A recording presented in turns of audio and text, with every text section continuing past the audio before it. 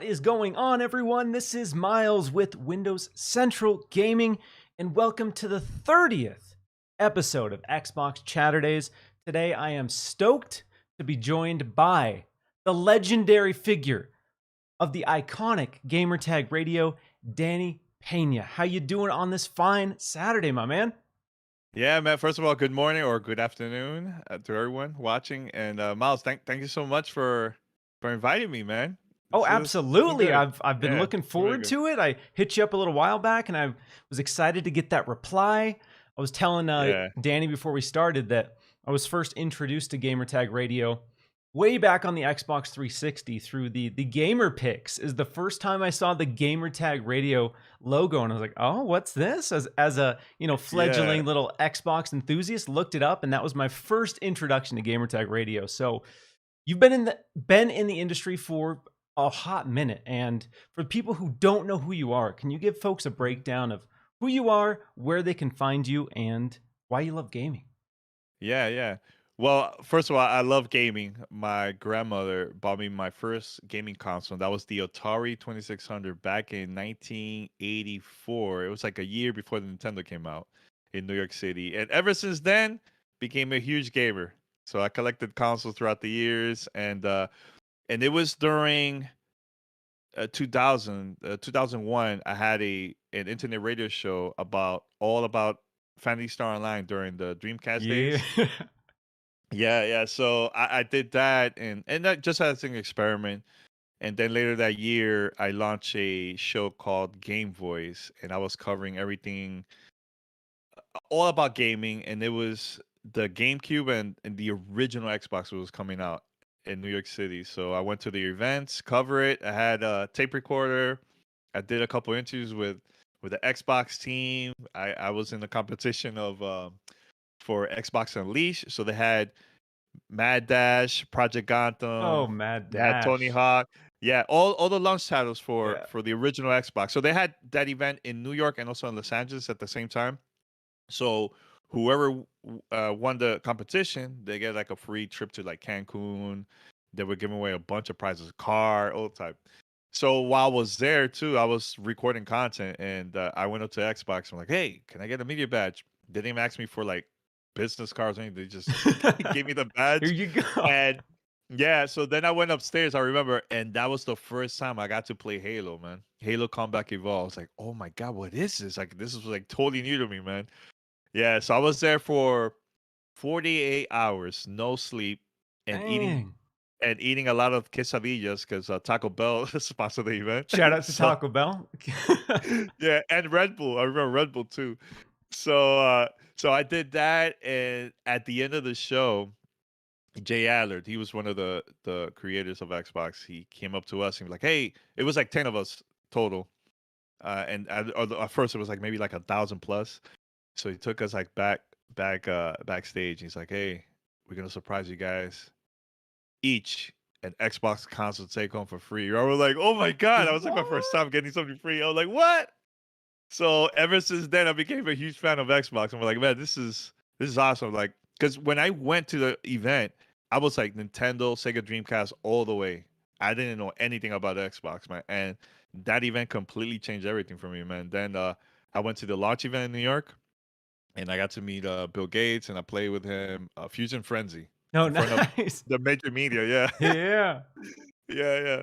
The Rock was there too. It was awesome. It was a great experience, man. But that helped me to inspire me to create my podcast called Gamertag Radio, which now has been 16 years since we released our first episode. You know, Paris, Lily, and Pilotiro, my co-host. And yeah, we talk about gaming, interviews, a lot of debates, cool stuff, man. So How yeah. many episodes of Gamertag Radio? I know you posted this on Twitter recently, but hmm how many As episodes are of you at? as of today, 1,143. So for those who don't know, we're the first gaming podcast in the world to hit 1,000 episodes. Yeah, that's a huge It, milestone. I saw you post that up yeah. the other day, and that's just a hmm commitment to everything you've been doing and how consistent you've been in this industry. So, again, stoked to have you on. Yeah. Final little segment to that question is, you know, Mhm. why do you love what got you into gaming in the first place? Uh, when I was a kid, my parents got divorced, I was like, oh man, I was like maybe like 5, 6 years old around there, and I had a lot of personal issues, and I had to go help myself, and one of the things that helped me a lot was gaming. Gaming completely changed my life. I came started I started playing like Atari and Nintendo and Sega in the early days, and I used to go to like the arcades in New York City, and I used to do that all the time, and it was just helped me a lot when I was stressed and felt alone. That was like the thing that helped me so much, man, in my life was games, and then I remember moving to Dominican Republic. I was there for 4 years, and I even launched a business over there. I was charging people per controller to play my console. So I did that. I rented out like an office. I had TVs. Start charging people, and from the gaming community, that would show up and just start playing games with me, man. Super Nintendo, Sega Genesis back then, man. Yeah. But but yeah, that's that. I'm telling you, my grandmother, not knowing anything about games, bought that Atari 2600, and that completely like changed my life ever Beautiful. since.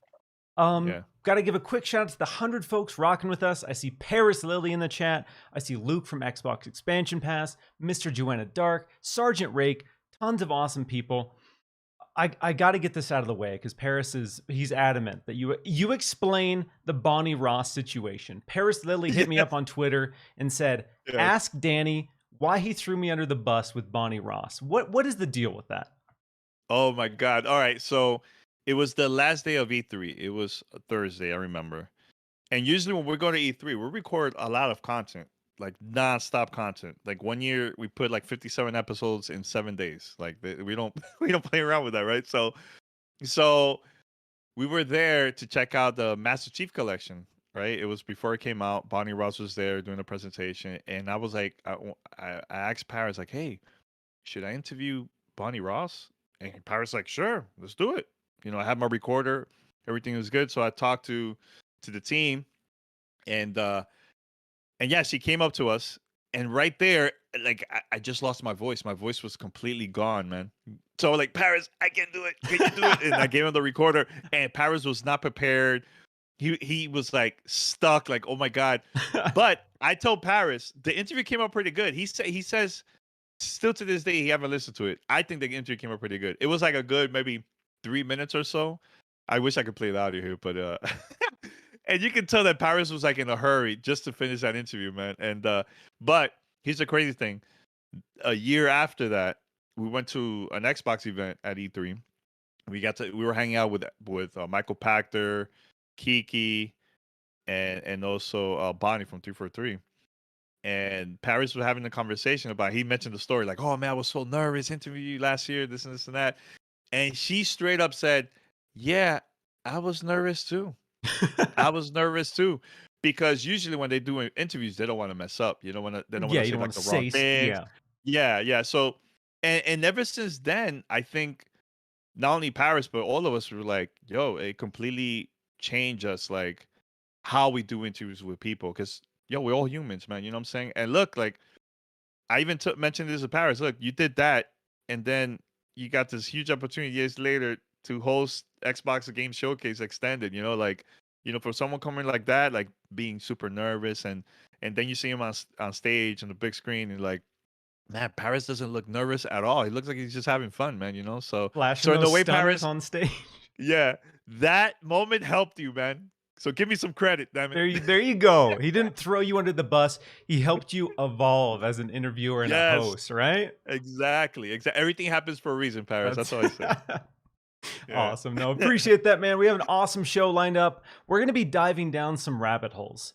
We're going to be putting on tinfoil hats. We're going to be diving deep, talking about the Blue Box Game Studios conspiracies that have been running wild for pretty much months at this point. We're going to be talking about Kojima's project with Xbox and whether or not that is happening. We're going to be talking about Sea of Thieves: A Pirate's Life. And towards the end of the show, I want to pick your brain about some criticisms that Game Pass has been affronted this week from some members of the community. But before we get into that, I do have some housekeeping I need to go into. I saw some people in the chat commenting on this. Currently, Superchats and memberships are disabled on the channel. We were recently merged with Future Publishing's multi-channel network.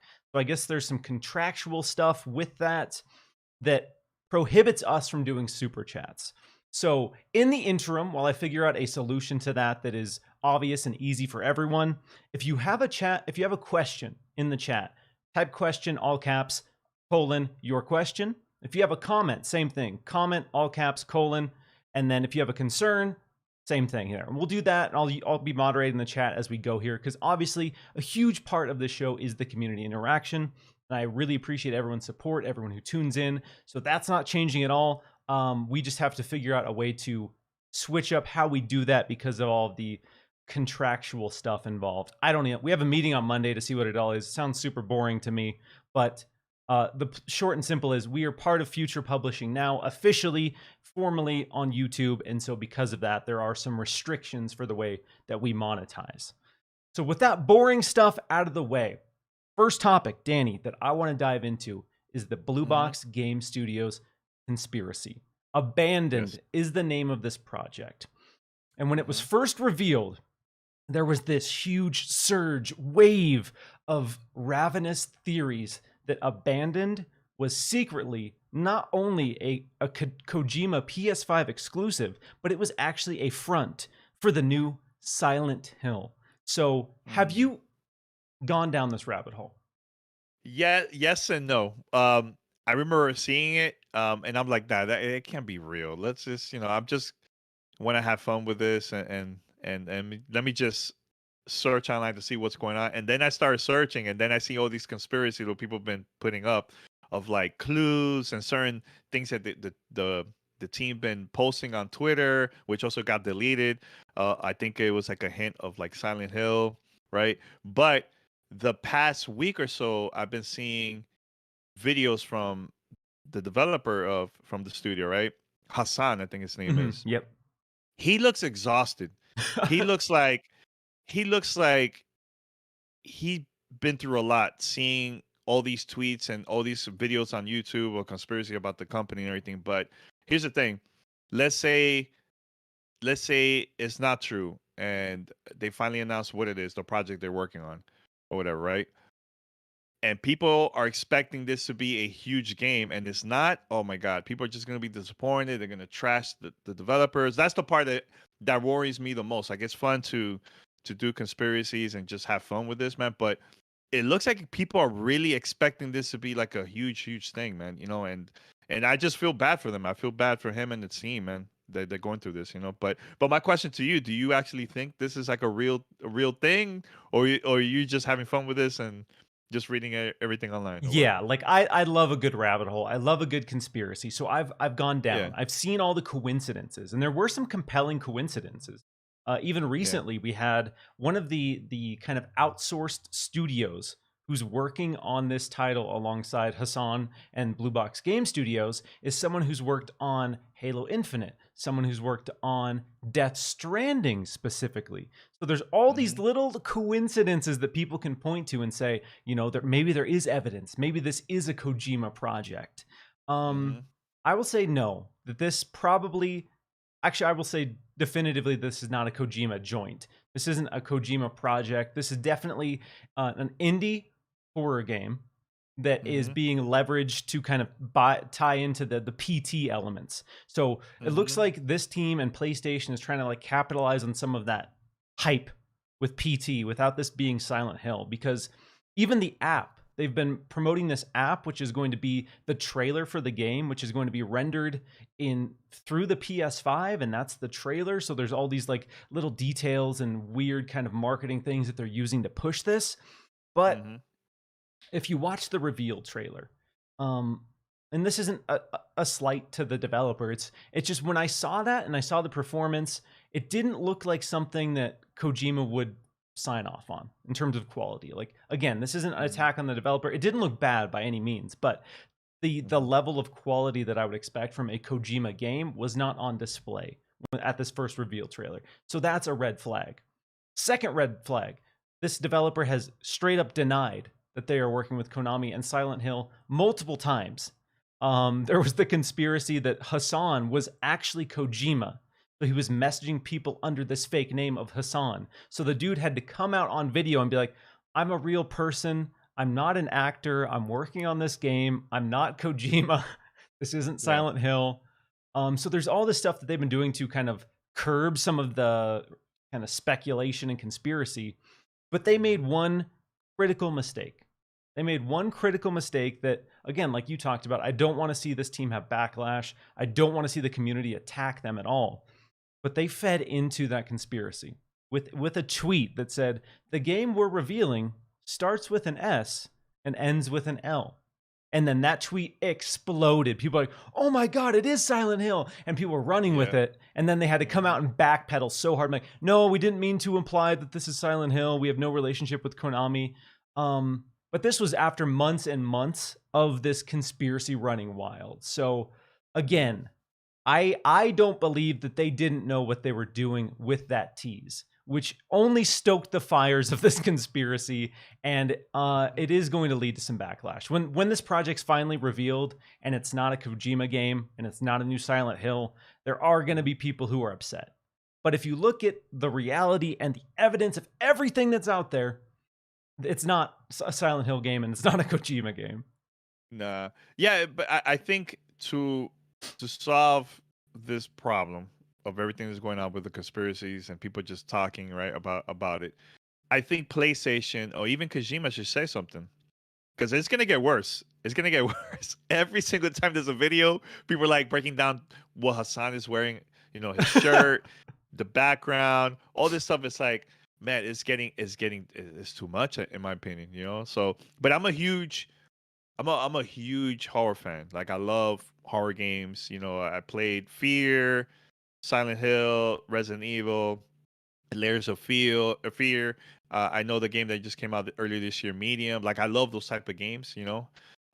So that's the part that I'm just super curious about, because I love PT. PT to me was one of the greatest demos ever made, man. I love it so much. And actually, again, I don't want to take this to the conspiracy route, but it was I can't remember exactly the year, but it was actually also August of some year that PT came out, and that people are comparing, like, wait a minute, could Oh this yeah, be that's right. related to PT, because it's also coming out in August, so it's like, oh my God, but anyways, PT is one of my favorite demos of all time, man. It's so good, man. Yeah, the PT and Silent Hills reveal is this huge, iconic moment in gaming that people, they want to see that project. They want to see Kojima make a Silent Hill game, because when that was revealed, the internet was ready. You had Kojima and you had Guillermo del Toro on board to make a Silent Hill game. That is the dream team of just weird nonsense, and people want that game so bad, and they are clinging to this game so strongly. And I think that's realistically where a lot of these conspiracies come from, is they want it so badly that they're going to make those connections. They're going to say Kojima you know what, after all these years, Kojima is working on Silent Hills. It's coming back, guys. The dream project is going to happen. But I do feel bad for this team, because like you said, Hassan has come out and that dude looks exhausted. He's probably getting his Twitter blown up. He's probably getting his email blown up. He looks exhausted. They had to delay because the trailer was supposed to drop Friday. It's supposed to drop on the 25th. Yeah. Here's a question I do have for you and everybody that are watching. Do you think they delay this because of the conspiracy, or they just want the people to calm down a bit? You know what I'm saying? Or is it because it's not ready? What you think? What I think is, it is delayed because now there are so many eyes on whatever this reveal is. So Hassan kind of talks about this. He's like, we just want to make sure that when we show this, that it makes a good impression, because I think this was probably just going to be a smaller scale project, like a cool kind of niche indie horror game. And now there are so many eyes on whatever this is. And if they release something that doesn't look great, or let's say it looks bad, let's say this trailer doesn't work, their in-engine trailer performs poorly, that is going to be picked apart and that is going to be destroyed online, unfortunately for this team. So I think my thoughts are, the delay is because they want to make sure when they show this that it shows well, because it has to at this point, which again sucks for this small team. Yeah, and another question I do have, like, and I know the chat, they're saying this too, like, why would Kojima go back to Konami? that makes no sense at all. He has his own studio, like he's doing his own thing. He's working on other projects. Why would he go back to do this? You know what I'm saying? Like that's the part I'm kind of confused about the whole thing. Yeah, I think at this point, I mean, maybe later on down the road they can repair the bridges that have been burned. But I Yes, think the yeah, reality is not only does Kojima not want to work with Konami, but I don't think Konami would work with Kojima. Like from what I've heard of the way the Silent Hill agreed. situation played out and how that all went down, I think because as we saw, Konami didn't allow Kojima to like collect the award for Metal Gear Solid 5. So Yeah, there's some extreme there was some extreme hostility there, and I don't know if that's been repaired. But I agree. hmm I don't know why Kojima would work with Konami at this point. I don't think yeah, they're at that point. It hasn't been that long in the grand scheme of things since there was like this humongous falling out with Kojima hmm and Konami. yeah. The only thing is, I have to say about all this, I gotta give it to the community, man, because they're coming up with the most craziest conspiracies, and I'm like, wow, this is pretty good. They're very creative with all this. Yeah, yeah. Really, No, I really mean, creative. It's awesome though. if you look, you can find correlations, and those correlations can be a dangerous thing when you're trying to prove that this is something. So it's hmm easy to pull out little snippets where it makes sense and connect the dots, and it's fun. Don't get me wrong. I love going down the rabbit hole, but you got to be able to Yeah, take a second and pull yourself out of it. Pull yourself out and yeah, be okay with this not being a Silent Hill game. yeah. It would be wild. It would be a wacky world if this was a Silent Hill game and this was some extreme marketing ploy. But I think, as we've seen with Hassan and how stressed and tired he looks, I don't think that's the reality of this situation. Nah, nah. It reminds me of like when people are searching online to see, like when Phil has like a new video and they're checking out the background if there's anything there. Like for me, I'm always like, oh my god, look, Nintendo Switch, S Cloud coming to the Switch. Like I'm always, Let's always go. saying that. Yeah, yeah, yeah. So yeah, one day will happen, man. I mean, with that example, Yeah, they do tease. Xbox is notorious for yeah, teasing. Design Labs, the Design Labs controllers were on Phil's shelf. yeah. There was a And we lot. never, There's a never thought lot of about things that that. were on the shelf that have become something. So Phil Yeah, Phil does tease things. That again, you can go down the rabbit hole and you can make wild connections there, but Xbox is really good at teasing things, and they do, and they've been doing it consistently for a while now. So hmm that we can definitely point to some stuff there. But the Kojima, Blue Box Game Studios, Silent Hill conspiracy, I just feel bad for this team because it's going to be. I talked about this, as soon as they put out that starts with S and ends in L. Like, as soon as I put out that tweet, I was like, once you go down this road, there's no going back. You can't undo yeah. this tweet. So, Yeah. Yeah, yeah. um, They originally thought it was gonna be like a good idea. Like, oh man, we could hype people up. This is gonna be a great way to promote our game. And now they're like regretting everything, man. So yeah, sometimes you got look, at the end of the day, you and also people that work in the studios, they have to be really careful on what they tweet, man, because you never know who reads it. You never know if it's gonna go around. Even with us, like throughout the years, we've been super careful on what we post online. We joke around and stuff like that, right? But there was a moment back in the days, this is like during the 360 days, that I had someone online on Skype that works at Xbox, and I hit this person up, and I asked them, hey, so what you guys are doing? Like, what's up? And like, oh, we're in New York. We're gonna reveal the greatest. We're gonna make history in gaming tomorrow. I was like, history in gaming, really? So I was like, hey, is it okay? I can mention that on Twitter and our website. He's like, yeah, yeah, sure. So I did that, right, Miles? Man, big mistake. Now everybody's expecting, oh, is it gonna be a new Halo, Grand Theft Auto, like all these type of big games, right? That we're gonna announce tomorrow, the next day, right? So what it was, they had the original creator of Pac-Man, and this was gonna be his last game before he retires, right? And it was announced. Xbox announced it was the Pac-Man Championship Edition for the Xbox Live Arcade. mhm. And once that was out, people were mad. Oh, it's not Halo and this and it's not. But at the end of the day, if you think about it, it is gaming history because that was his last game. But people were expecting something big, and that's an example that could happen too. Like people are gonna get really mad when they're expecting Silent Hill, and once they see this not Silent Hill, they're gonna be super angry and mad, you know. So yeah, so we'll see. Yeah, it's unfortunate because there are, people who are just completely writing off double A games and independent games. I see this all the time on Twitter, and it bums me out when people are like, "Oh, this is only a double A game," or "This isn't this, so I don't care about it." Completely writing off Mhm. literally thousands of games because they aren't your Halo Infinite. They aren't your Grand Theft Auto. They aren't these massive big budget Mhm. games. And that sucks. To me, that really sucks.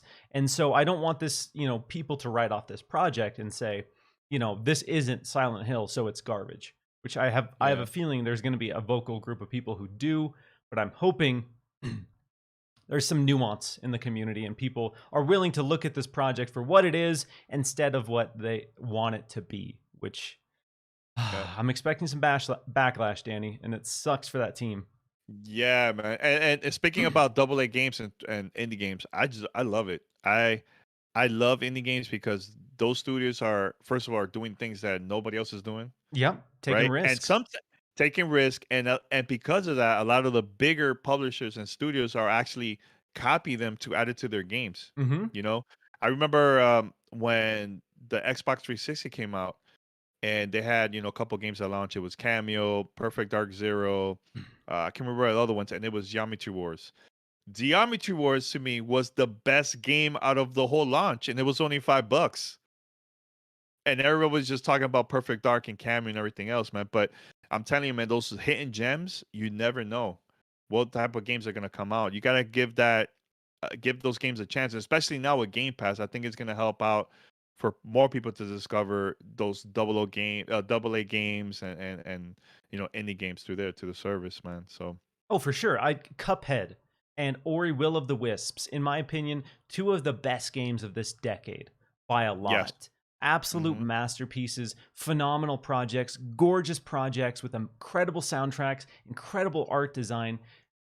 Cuphead, made essentially by two people, like super Hmm. small team.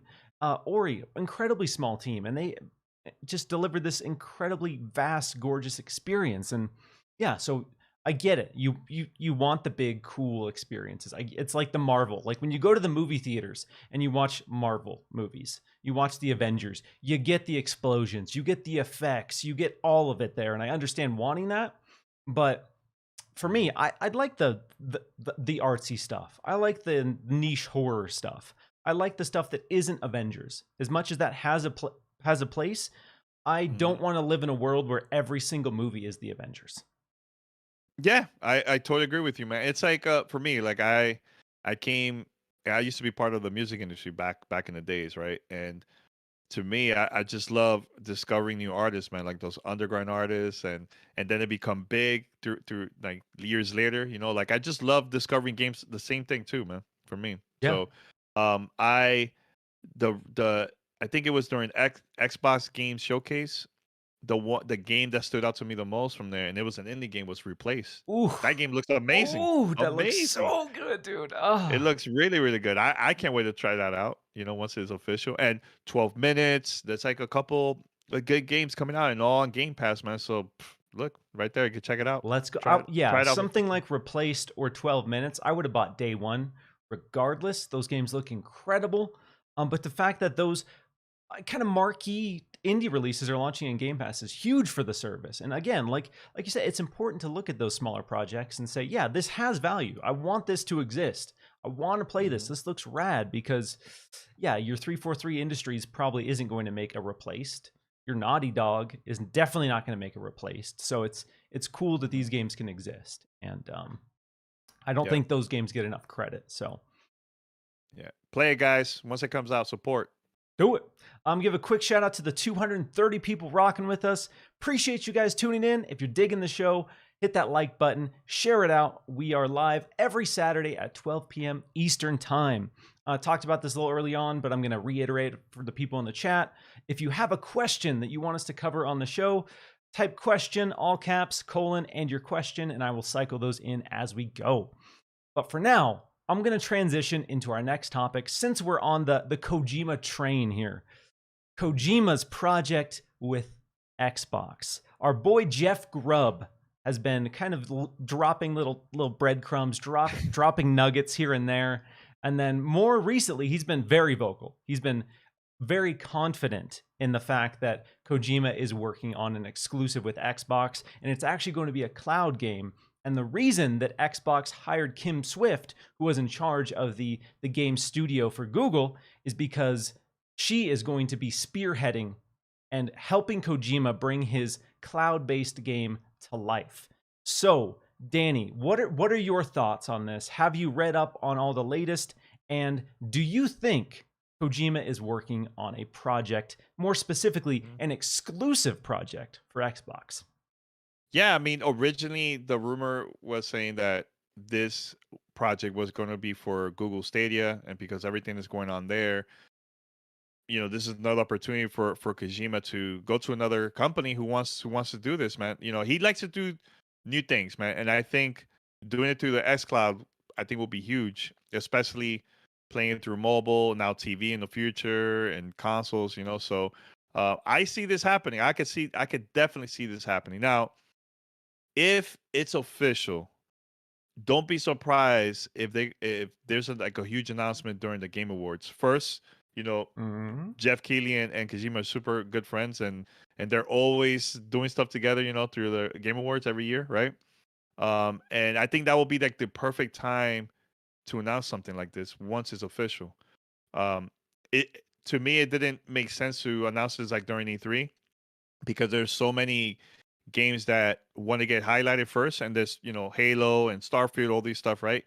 But next year or the end of the year will be the perfect time to show what's coming for the future of Xbox. And I think this will help get a lot of those like new people to subscribe not only to Game Pass but maybe buy the consoles too because of it. Because Kojima has a huge following, very very big, man. So I think it'll be a big thing for Xbox if this happens for real. I think, Yeah, especially for xCloud. Oh yeah. So I mean, Xbox has made their statement. They are going to have a cloud division. Kim Swift is the head of their cloud gaming division. So they are Hmm. serious about expanding their options for cloud games. So Hmm. I'm going to go on a rant here. But Ooh, before I go into right. this rant, I will say nothing is official until it is official. Yes, yes. That being said, I started Mhm. getting some interesting information about this Kojima Xbox project last November from some people who are in the know, have contacts that would know what's going on there. I didn't talk about it much then because it was cryptic stuff suggesting that, Phil Spencer and Kojima met on this day. And I was like, okay. And they were Mhm. like, that doesn't mean anything necessarily, but I wanted you to know that. And I was like, cool, thanks for the cryptic info, whatever. I took it in, and then I started hearing more details from other people about this project. And I was like, okay, well, Google Stadia is shutting down its doors. But like you talked about, Danny, there were the rumors that Kojima was partnering with Google Stadia to make a cloud horror game or a cloud horror series of games that were going to be these kind of interactive experiences. And Mhm. so the speculation started ramping up, is Kojima trying to take that project to Xbox? And I think the Kim Swift acquisition from Xbox seems to strongly imply that that's the case. He has a clear vision for what this cloud-based project is.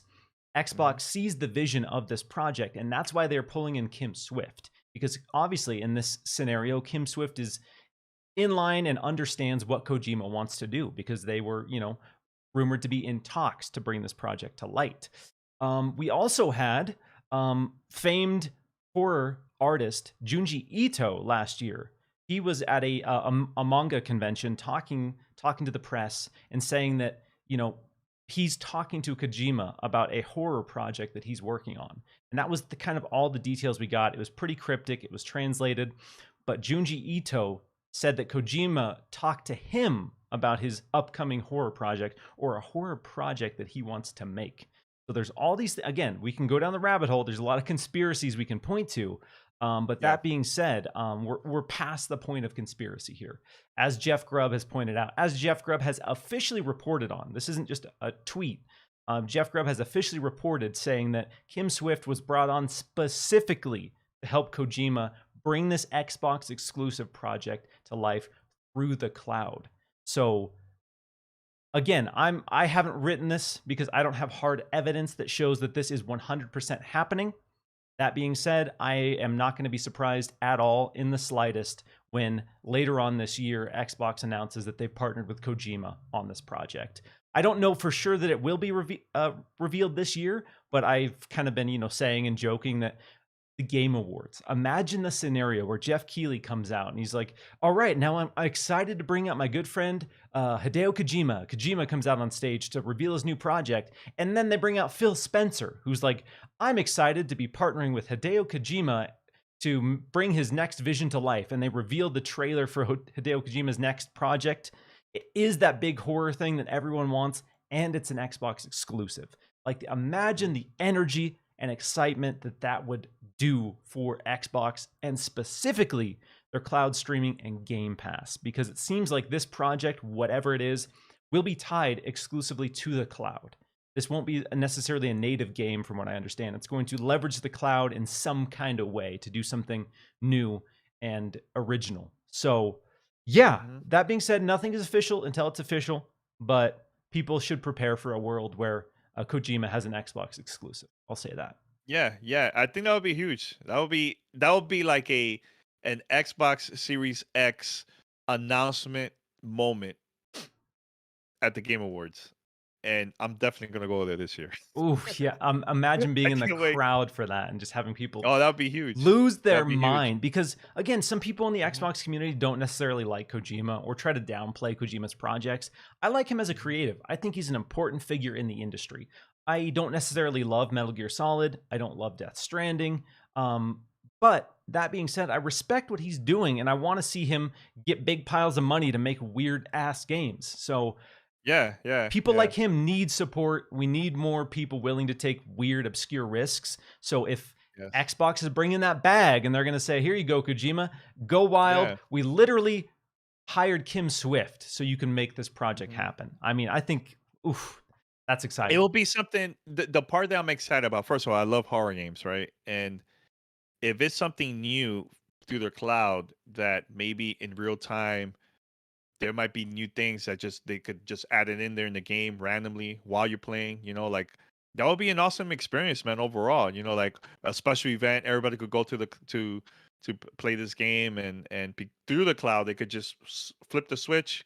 Let's add these cool moments in the game, man. So it's always going to be changing every single time. It's like while you play, which I haven't played. Yeah, I can't wait to play this in the future, but Flight Simulator in real time is always changing. There's a hurricane in Florida. You go to the game and go to Florida, and you can see the hurricane there. Like, that's the type of experience that I would like to see, just added in through the cloud. That type of thing, So, yeah. No, absolutely. The possibilities are exciting because we haven't really seen like what a native cloud game even means. But they're trying to leverage more and more folks to get into, the cloud and Game Pass. And so if you have games that you can just boot up from your TV and they just stream and you just play them that way, I think ultimately we're going to see more and more of that. And once the latency once latency isn't an issue, it'll be way more acceptable for a lot of folks to try that. We got a question from Coffee Jesus here who says, do you think Kojima will make a horror game given the way he said that COVID has changed the way he wants to make games? Did you watch his little reveal at the Summer Game Fest when Kojima came out? Yeah. I saw it was like a little clip that he did. He had a conversation with Jeff Keighley. You talking about that? Yeah. I mean, let me tell you, like, this is beyond Kojima too. Like, I think the pandemic had changed a lot. Because I know years ago, Ubisoft announced Rainbow Six. I think it was called Quarantine or something like that. Yeah. And they changed it because of the pandemic. They changed it to, I think, Extraction right now. Yeah. So yeah, it's true. Like, everything has changed, man. How developers make games has changed, and now they're working from home too. It's been kind of crazy how everything just changed in just within a year, So yeah, I could definitely see that. When I saw Kojima at Summer Game Fest, I got a little giddy. I was like, are they because I thought, when I first saw him, I was like, are they really going to announce that Xbox project like here?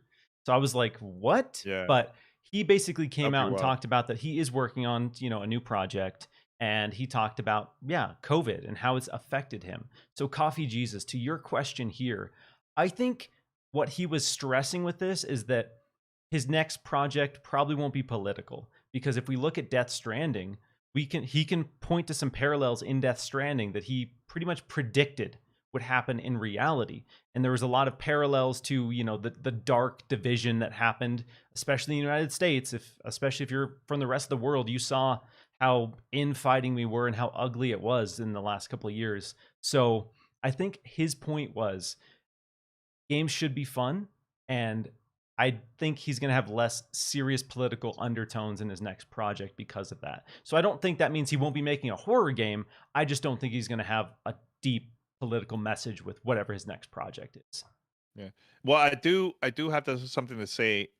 I would love to see Kojima or any other studio to start creating episodic experiences through Game Pass, because it reminded me of something like, when you watch a TV series on Netflix, something like that. Every week or every month there would be something new.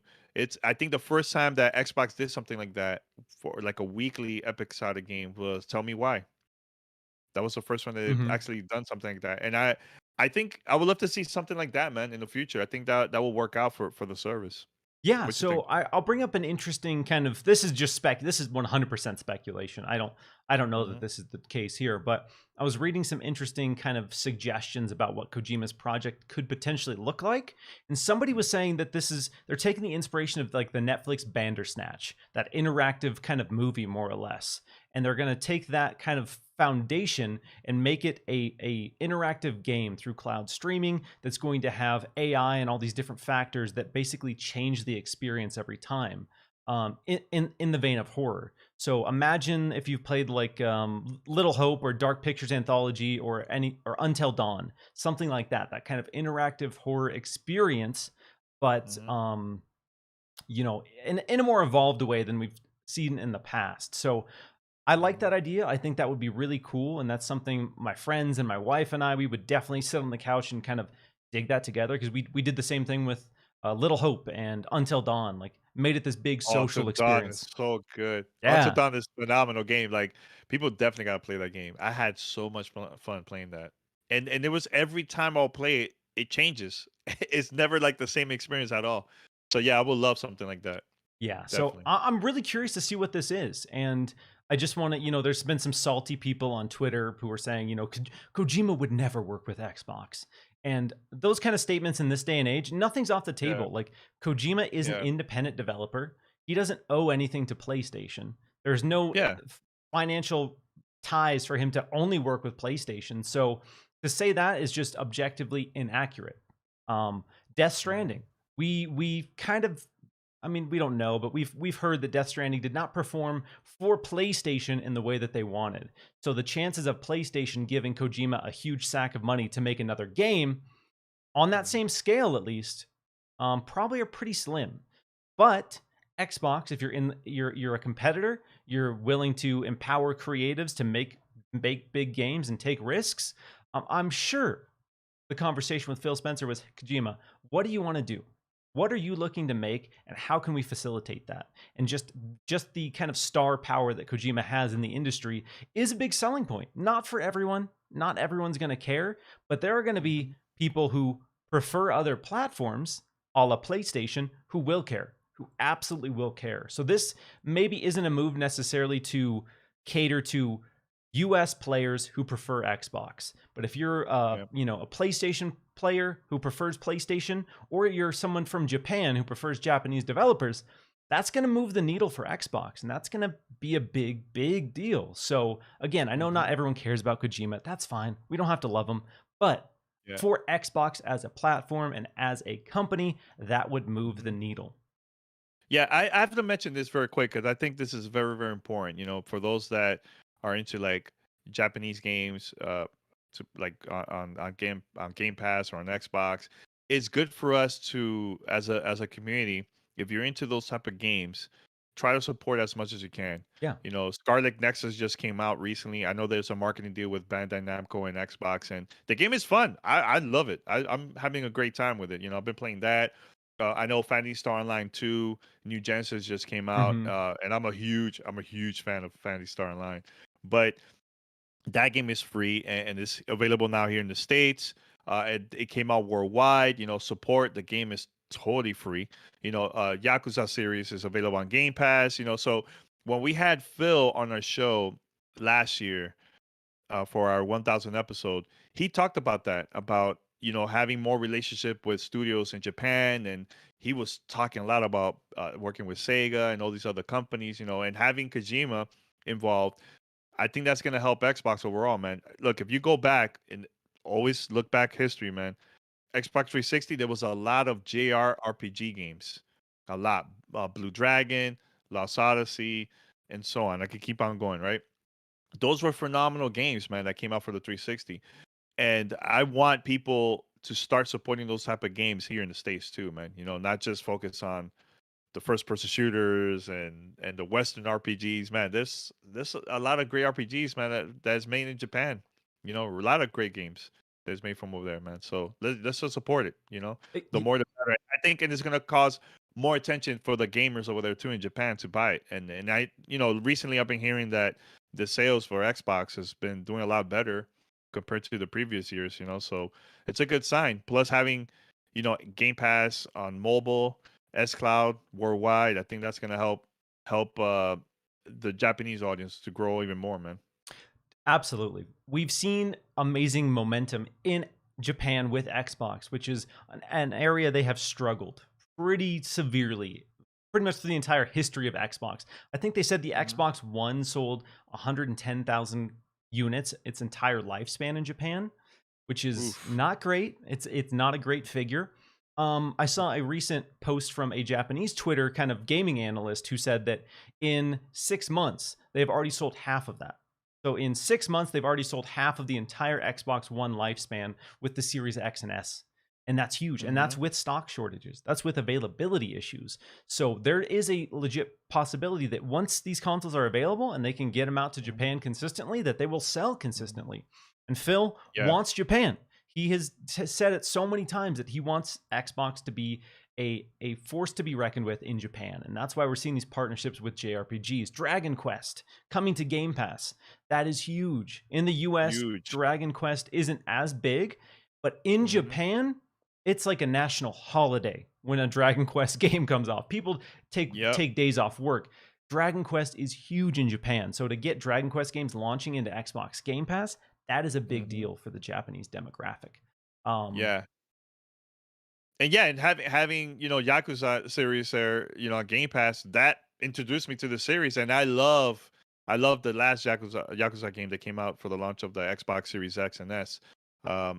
It's like an RPG compared to like the previous games, but it's so awesome to see that, man. And here's the thing, I think xCloud is not officially live yet in Japan. I'm not sure, but once they start launching the servers worldwide in different parts of the world, I think that's gonna help increase more players. Especially, I've been very vocal about this, not only on Twitter but also on the show. But I also would love to see xCloud available in Latin America too, because right now it's only like 3 countries in the whole Latin America. This is Mexico, Argentina, and Brazil. That's it. I've been getting a lot of emails and messages to Twitter, people that live in Dominican Republic or live in other countries, and they want to try out xCloud, but they can't because it's not available. So they try to play this like through VPN, and I think recently it's not working at all now. So now they're like, oh man, I can't play it. So hopefully we'll see that in the future, because there's a lot of developers that make great games in Latin America, man, and I want those games also to shine, man. If they get opportunity to have those games on xCloud, on Game Pass in the future. I think that's really important. I mean, Xbox is they're slowly kind of expanding and making it available to more places where they can. But I know this isn't what some people want to hear, but cloud streaming and convenience is going to be far more important than hardware moving forward. And as we've seen with video streaming, as we've seen with music, people are willing to accept some dips in quality overall. Like when you're watching Netflix, I'm kind of a video audio snob, so I noticed the artifacting surrounding like dark images and I watch a lot of horror movies, and horror movies struggle because they're always dark, and you see the artifacting on the edges, and I'll notice it at first, but I'm willing to ignore that or overlook that because of the fact that I can stream that. I can hit play and it plays, and that has a ton of value. And so that's going to be, ultimately the future. It's not necessarily going to replace hardware. I don't think there's a world where hardware goes away entirely, but it's such a great way to supplement the hardware. Yeah. Because you have people who don't care about a console, will never buy a console in their life. But if you can tell them, hey, go on your phone and you can play this, they're in. Yo, let me tell you a true story that happened. This happened a couple of days ago when a Parris Life came out, right? So I had Sea of Thieves for months on my console, right? So I needed space, so I just deleted, the game. And Paris hit me up like, "Hey, let's play the game. Let's play it." I'm like, "All right." So it was me, my partner, and him. We got together, and I was like, "Oh my god! I just noticed the game is not installed. Let me install it." So it's downloading in the background, and I went to my laptop, put the browser up, went to xbox.com/play. Everything was just there, and I started playing the game, and it was fine. Smooth experience, no download, super quick, and that's it. And I was playing there until the game officially launched. Like it was already ready downloaded, and then I stopped here and I went to my console and I started playing it again with them. Smooth experience, So I love that. I could be anywhere around the world where there's xCloud available, and I could just play my games through there, man, or on my phone. So super easy in my opinion, man. So It's going to be a nice option because I have some friends who are kind of annoying. Kind of annoying, Danny. They purposely yeah, don't install games so that when I say, "Hey, let's play this game," like the Halo Master Chief Collection, for example, they're like, "Oh, I don't have it installed, and it's 100 gigs." I'm waiting for the day that xCloud is on the Xbox, and they say, "I don't have it installed," and I can say, "You don't have to install it. You can stream it. Get your ass in this party because we're playing some Halo." God damn it. yeah, and not only that too, Miles. Like I just want people to try just to experience it, just to try it out, xCloud. Because once you try it out, you're like, okay, I see what Xbox is doing. The only negative thing I have to say, because I happen this happened to me when I was playing MLB The Show when it first launched.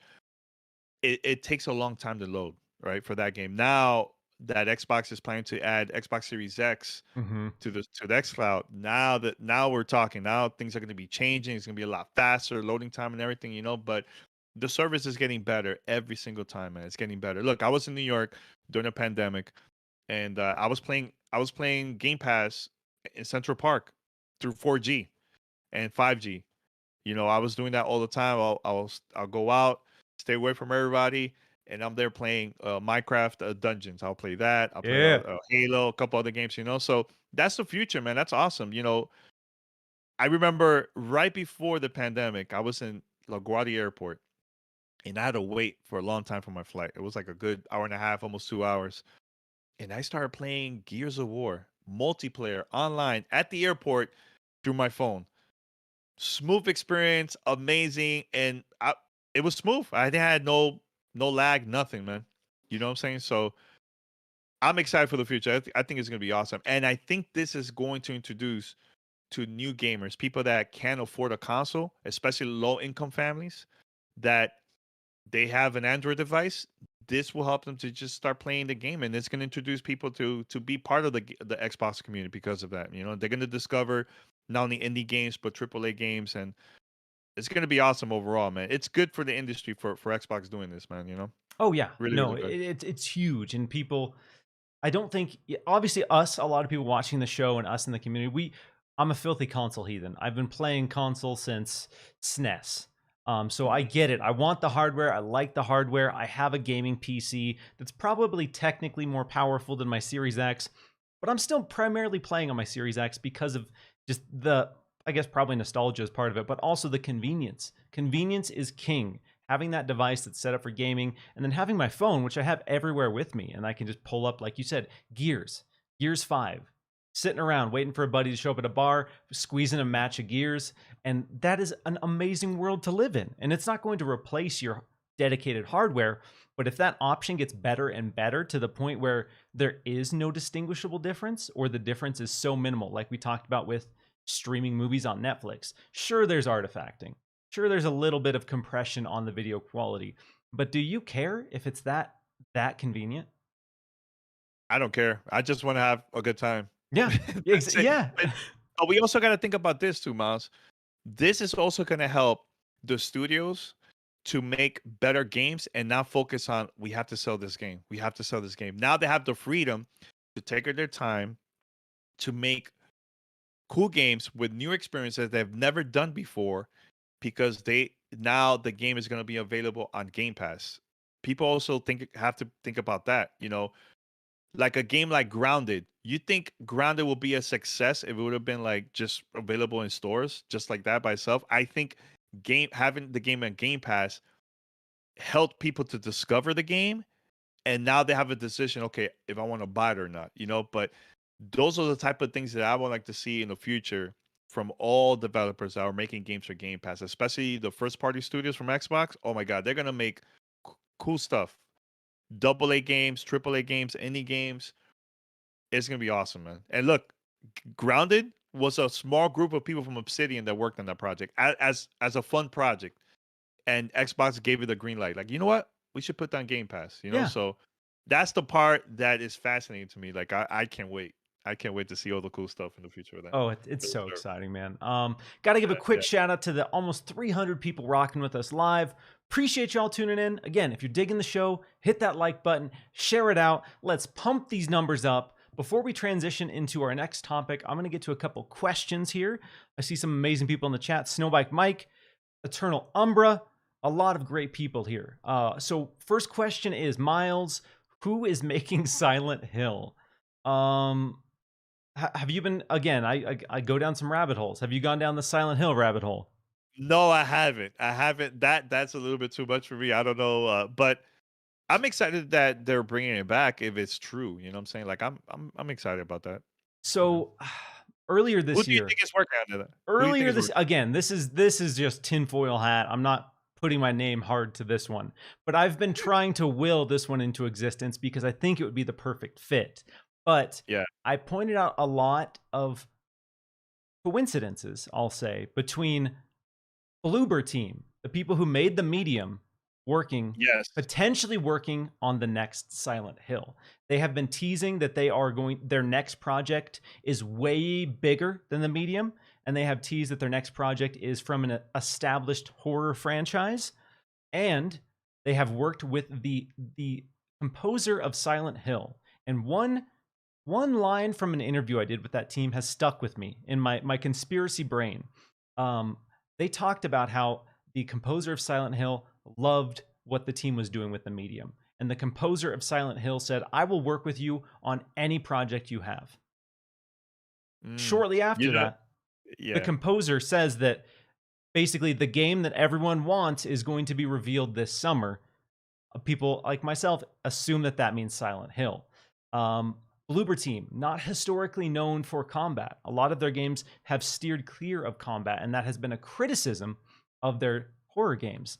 They have publicly posted that they are hiring a combat animator for their next project. Silent Hill, a horror franchise known for having combat elements. So, my conspiracy theory, again, I don't know that this is true, but Bloober Team is the team making Silent Hill.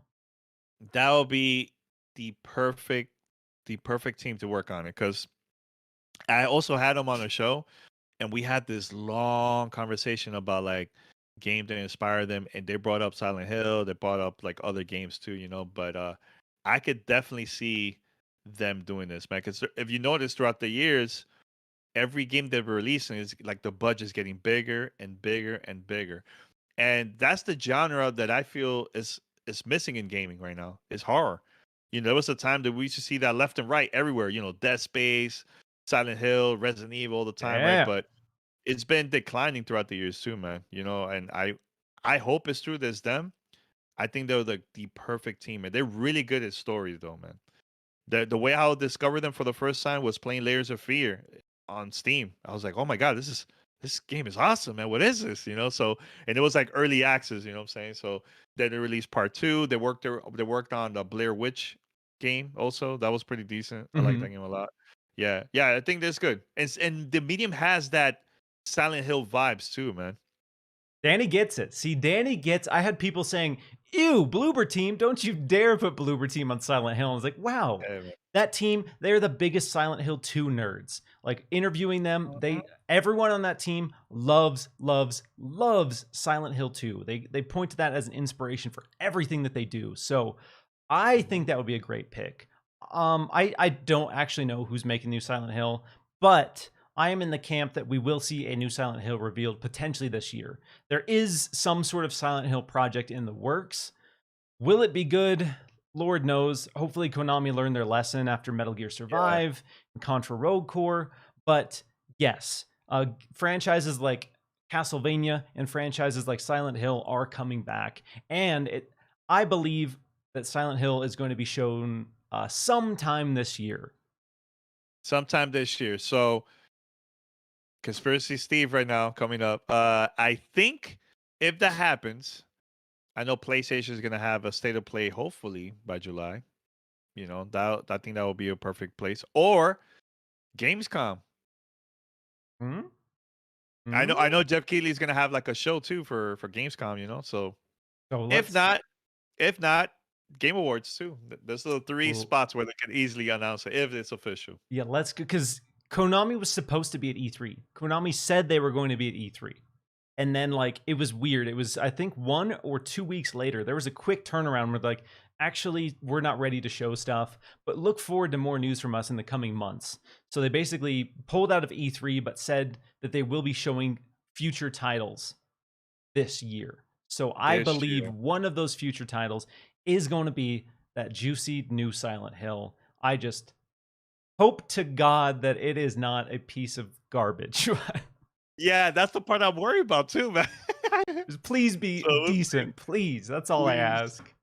Yeah, I don't yeah. care if it's Fingers a crossed. PS5 exclusive, I'll buy it. If, I don't care where it is. I don't care where it is.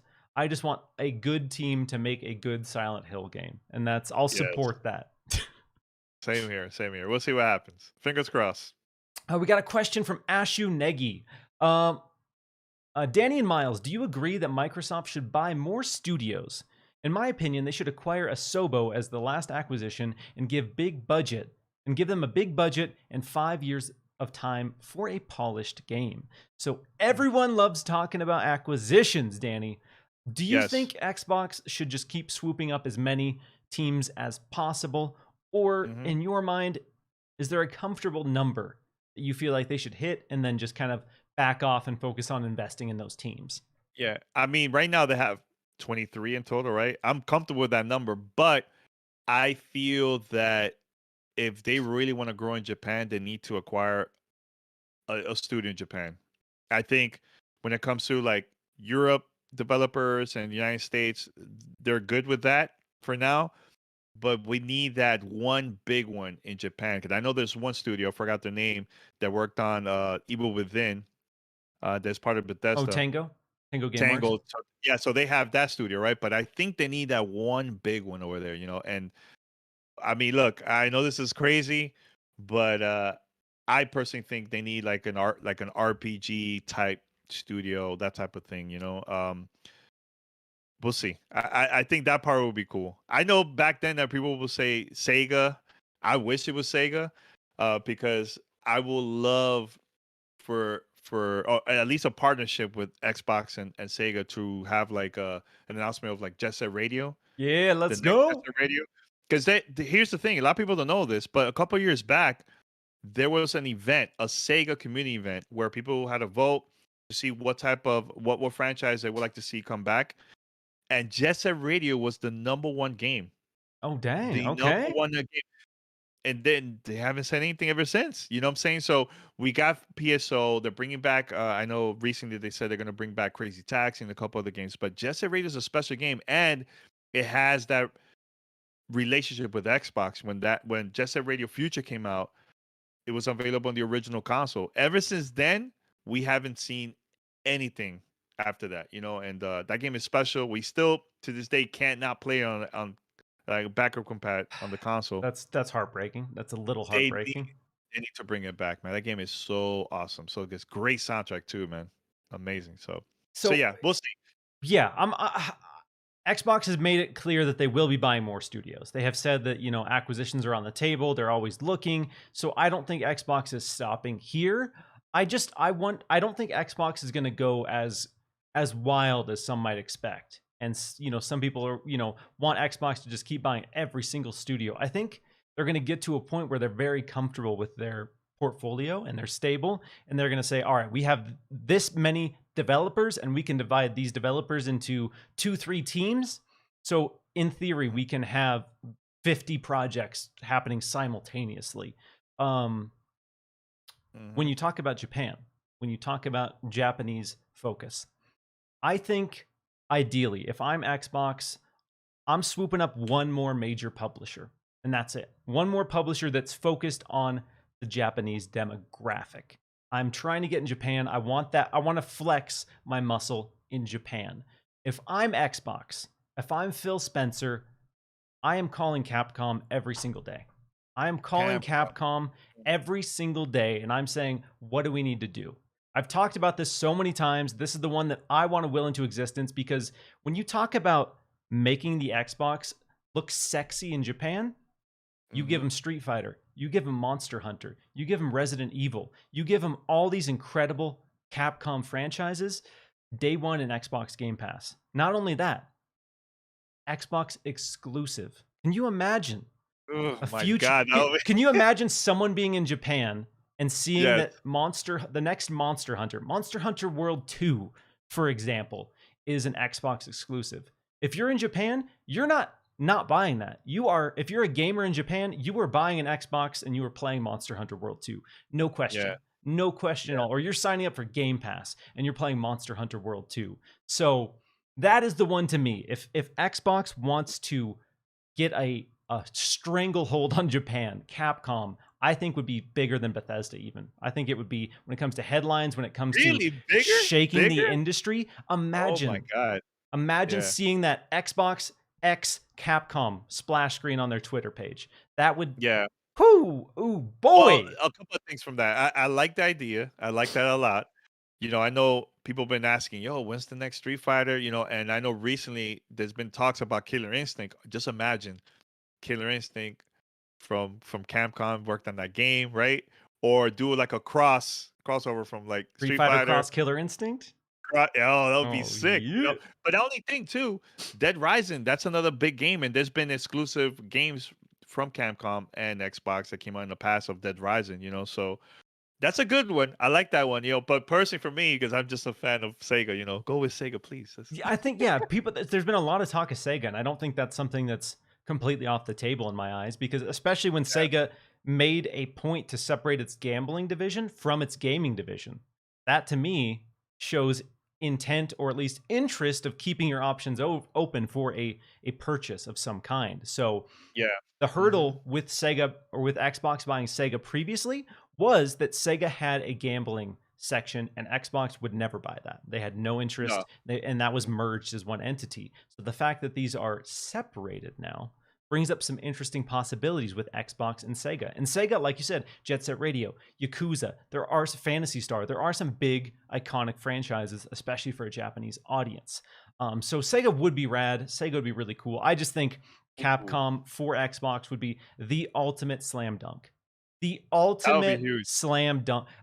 Again, I'm not catering to the fanboy wars or sparking any console nonsense. No. But if you're Xbox and you have people on the opposite camp who prefer PlayStation, who are like, I don't really need Xbox games. I don't need to buy into Xbox right now. They don't have the games I want to play.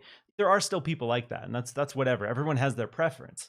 But if you're someone who prefers PlayStation, I don't imagine you look at every single franchise from Capcom and say, I don't want to play those. I don't want to play Street Fighter. I don't want to play Monster Hunter. I don't want to play Devil May Cry. I don't want to play Resident Evil. I don't want to play Mega Man. Who is that person? Does that person exist? Yeah. Who's going to say no to that? It's like, but here's the thing. and this is the thing I just don't get about this whole like fanboy conversation when it comes to that stuff, right? You know, every time PlayStation will get an exclusive, which to me it's fine. I don't have no problem with it. It's okay, you know, like Final Fantasy exclusive, Street Fighter. The last Street Fighter game was exclusive for PlayStation. You know, that's fine. But the whole conversation about Starfield and all these other games, especially imagine if that happened with Capcom.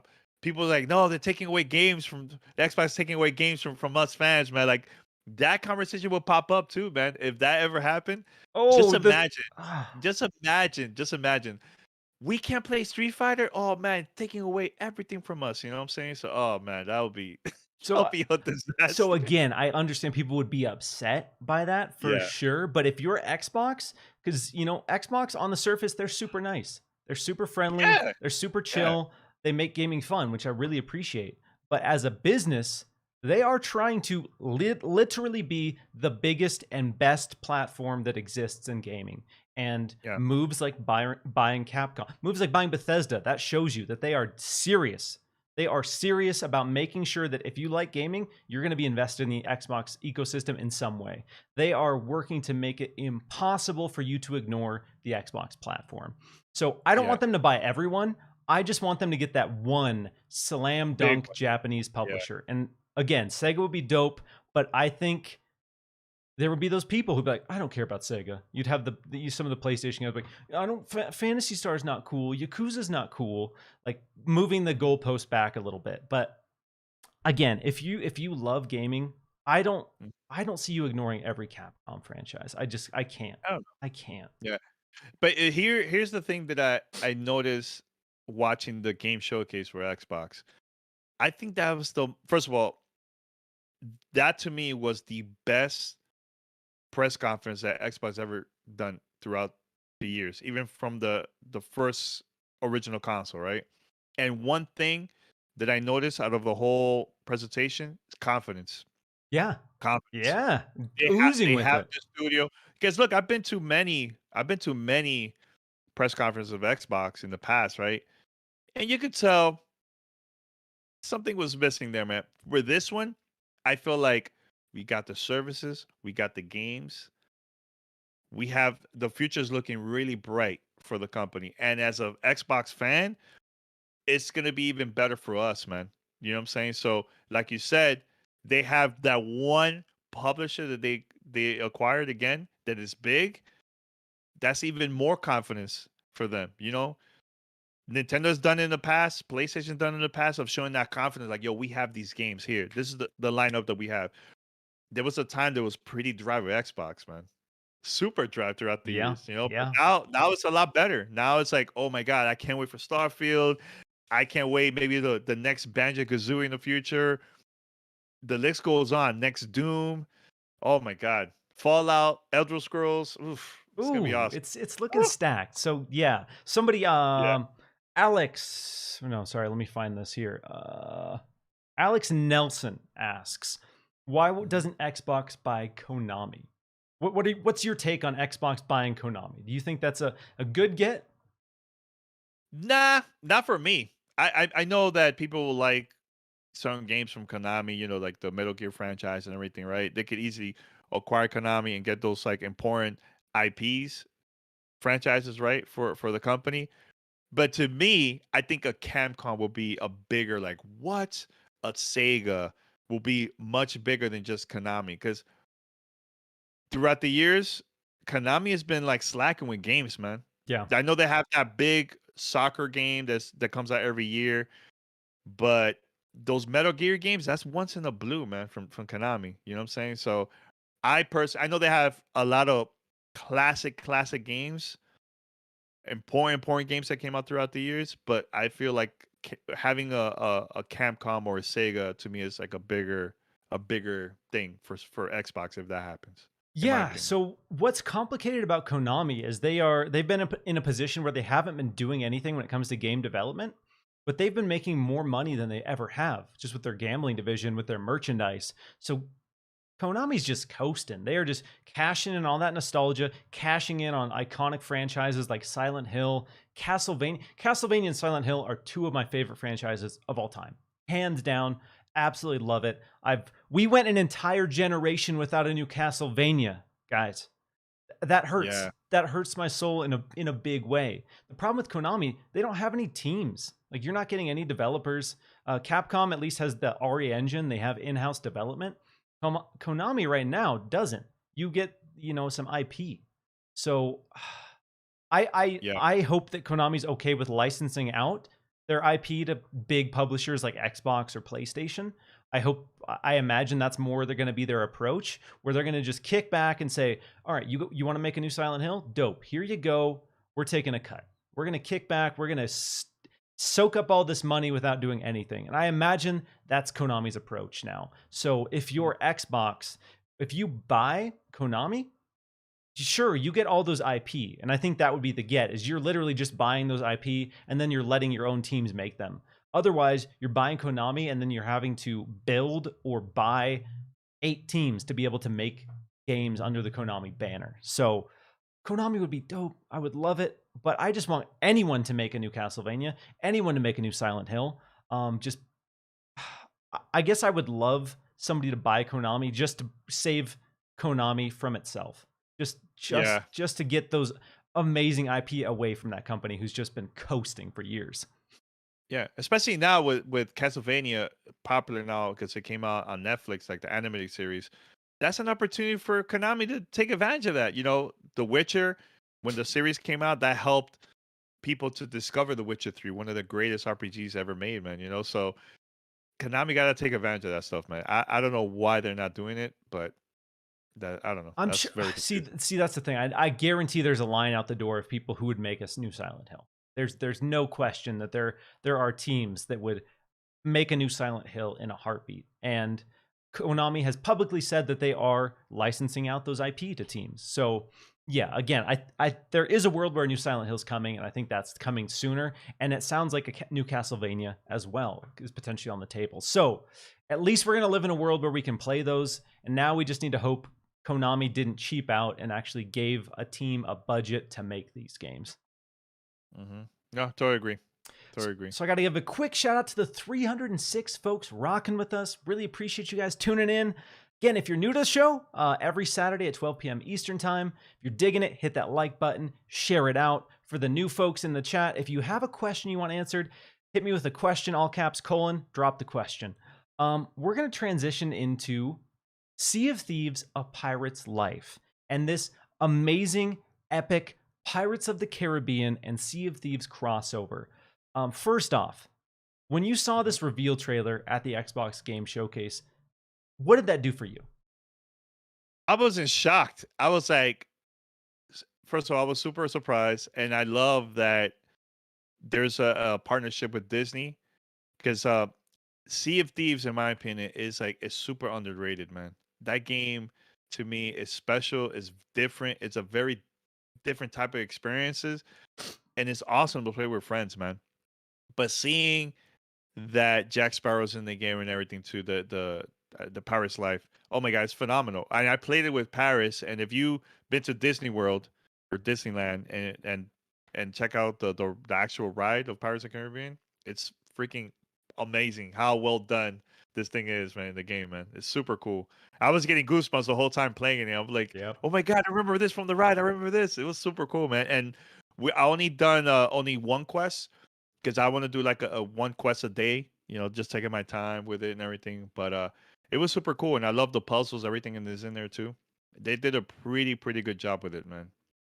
Dude, like you said, there are the dialogue from the ride is literally in the game. So if you've been on the Pirates of the Caribbean ride, like you said, goosebumps. So much nostalgia seeing these classic scenes and this classic dialogue recreated in this world. It's basically if you got to go to Disneyland and jump off the boat and just run around the attraction and do whatever you want is what they managed to capture with this Pirates of the Caribbean crossover. So I knew that this was coming. Somebody had sent me some basically concept art of Jack Sparrow and Davy Jones in Sea of Thieves style. And I was like, what they're doing that? And so just hearing about it, I was excited. Seeing it, completely different thing. Like, I went into the showcase expecting, some cosmetics, whatever. Maybe they'll do like some, Jack Sparrow will be on an island and you can talk to him and go get some treasure for him. They went all in. This is like the most epic expansion they've ever added to Sea of Thieves. These 5 Tall Tales, I've gone through a lot of them multiple times because it's just so epic, so cool. And then, yeah, like just seeing all these amazing characters from Pirates of the Caribbean in Sea of Thieves. Oh, it is the best video game crossover, in my opinion, that's ever happened. Like, there has never Yeah. been a more perfect marriage. And it's not just them throwing it in and saying, oh, here he is. They have created this epic story that seamlessly blends all the iconic characters of Sea of Thieves with all the iconic characters of Pirates of the Caribbean, and it's a match made in heaven. Like, you don't even blink when you hear Jack Sparrow like addressing Pendragon and all these characters from Sea of Thieves, because it just feels so damn good. So yes, if you haven't played this and you're curious to check out Sea of Thieves, this is an amazing point to jump in. Yeah, and it's so cool seeing a huge billboard in Times Square promoting Sea of Thieves. I really want people to try it out, because even if you've never played the original game and you go straight to the expansion, you're still gonna have a good time, and you're gonna get it, and you're gonna feel different playing, man, compared to like other games out there, man. Because playing this, the thing that I love to do is looking at like through the water and outside and see what's happening around our area. That game has the best looking water that I've ever seen in any game. Period. Is so good, man.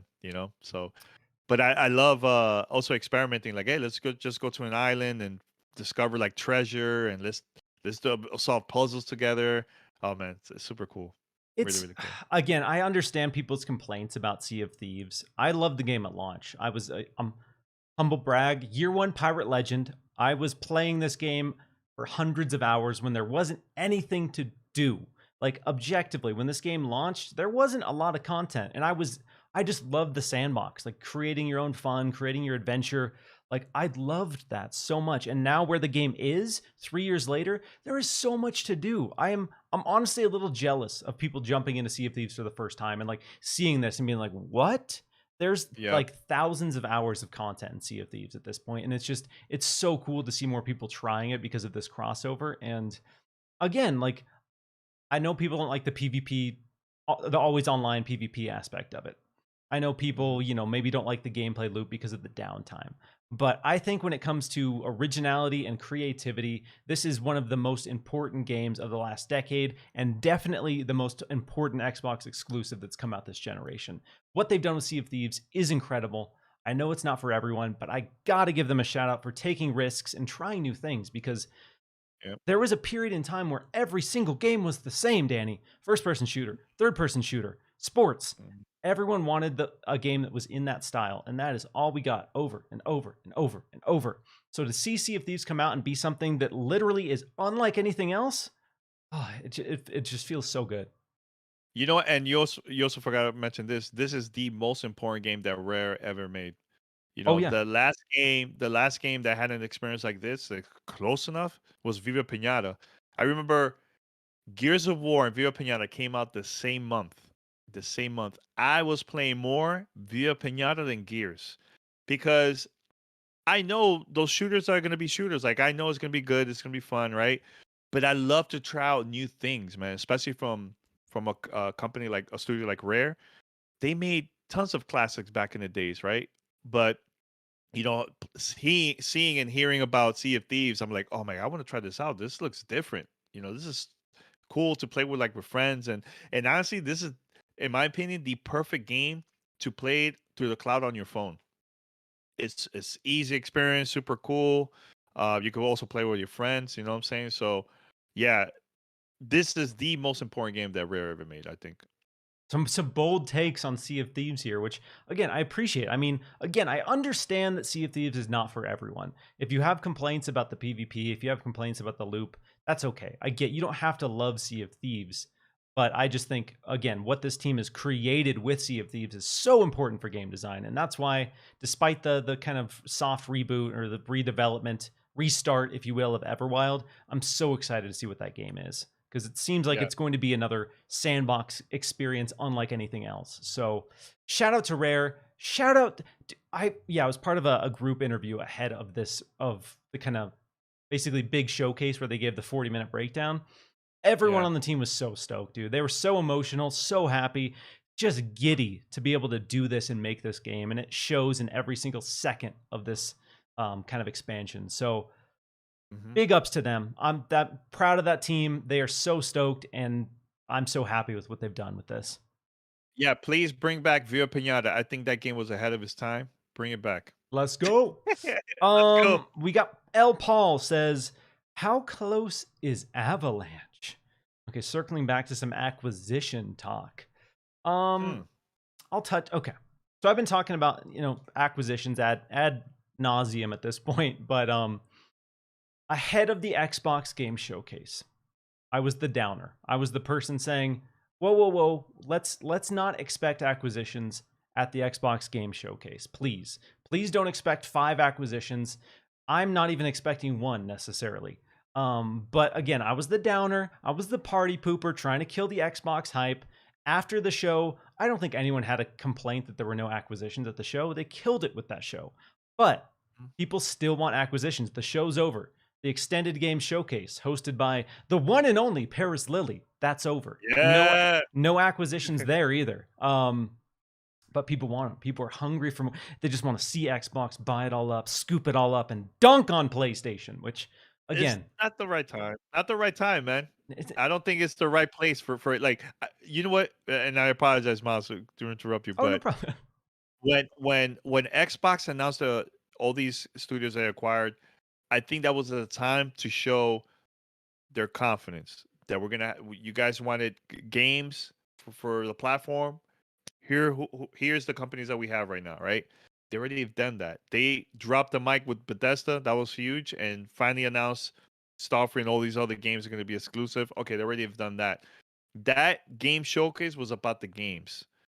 All about the games. If you notice, especially for media, a couple of days before that, they were talking about the services and everything they're planning to do. They had that separate from the game showcase. Exactly. Yeah.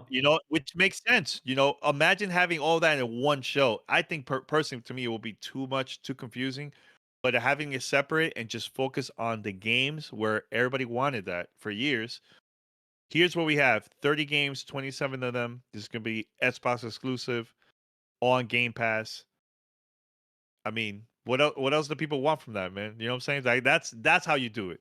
In the future, it will be cool to do that, like to announce like on a studio they acquired. But the game showcase was not the spot for that. I'm 100% totally agree with you there. I was on board. I was saying that ahead of it, and I respect what Xbox did with that show. Avalanche, people were expecting that we pretty much knew Contraband was getting revealed at this Xbox Game Showcase. A lot of people were expecting it to be revealed and then Xbox to say, we're buying Avalanche as well. But the wording was very specific, saying, in partnership with Xbox Game Studios. As we've reported on Windows Central, Project Dragon and Contraband are Xbox Game Studios publishing partner projects. So that doesn't necessarily confirm anything about an acquisition. I've kind of talked about this, hinted this in the past. My stance is, if you're Xbox, you're waiting to see how these projects do. You're going to put Contraband out. Is the team happy? Is the development team happy? Is Xbox happy? And if this game launches, it crushes, that Avalanche can put out a new IP and it's going to do well on your platform. Then you scoop them up. Same with IO and Project Dragon. They want teams that can come in and crush new IP. That is what they want. That is the most important thing to them right now, is teams they have great relationships with and teams that can come in and create and deliver new ideas in a big way. So Avalanche, IO, I don't know what the time frame is. I think everyone right now should pump the brakes on acquisition talk for a little bit, and just kind of let these teams deliver on the projects that we know about. Because I personally don't think Avalanche is coming anytime soon in terms of an official announcement. There might be talks. They might be, have some deals behind the scenes. I've talked about a scenario where Avalanche maybe signed a contract with Xbox that says, if we're happy with Contraband and if you're happy with Contraband, then we are part of Xbox Game Studios. but I don't know the details of that. I don't know that that even exists right now. So people want acquisitions. I get it. I would just say Yeah, don't expect any in the immediate future. yeah. That's my stance right now. If they, let's say Microsoft decides to have a huge announcement, here's what I think makes more sense to announce it. If they plan to do like a XO event later this year, or maybe during the 20th anniversary of Xbox, if they plan to do an event, I think that will be the perfect time, because now you're talking to the hardcore audience. Have it there and let that community spread the word, and the media is going to talk about it. I think we're not going to see anything like Bethesda, that type. No, that type of announcement that's going to be a separate a separate thing.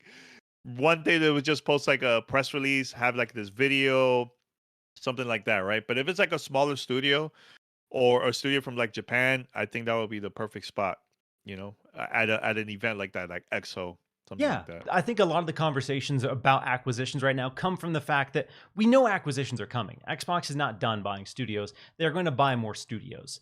So I think that kind of speeds up when people expect things like an Avalanche to be announced. I got a question here from JD Gamer who says, "Who will own the Contraband IP and the IO Interactive IP?" Um, Hmm. I don't know I won't say I know for sure, but I imagine because of the Xbox Game Studios publishing agreement that Xbox would own the rights to that IP. Yeah, totally agree with that. It could I 100% agree. it could be like Alan Wake, where later on, if Xbox isn't happy with it or doesn't want to do anything with it, they can sell it back.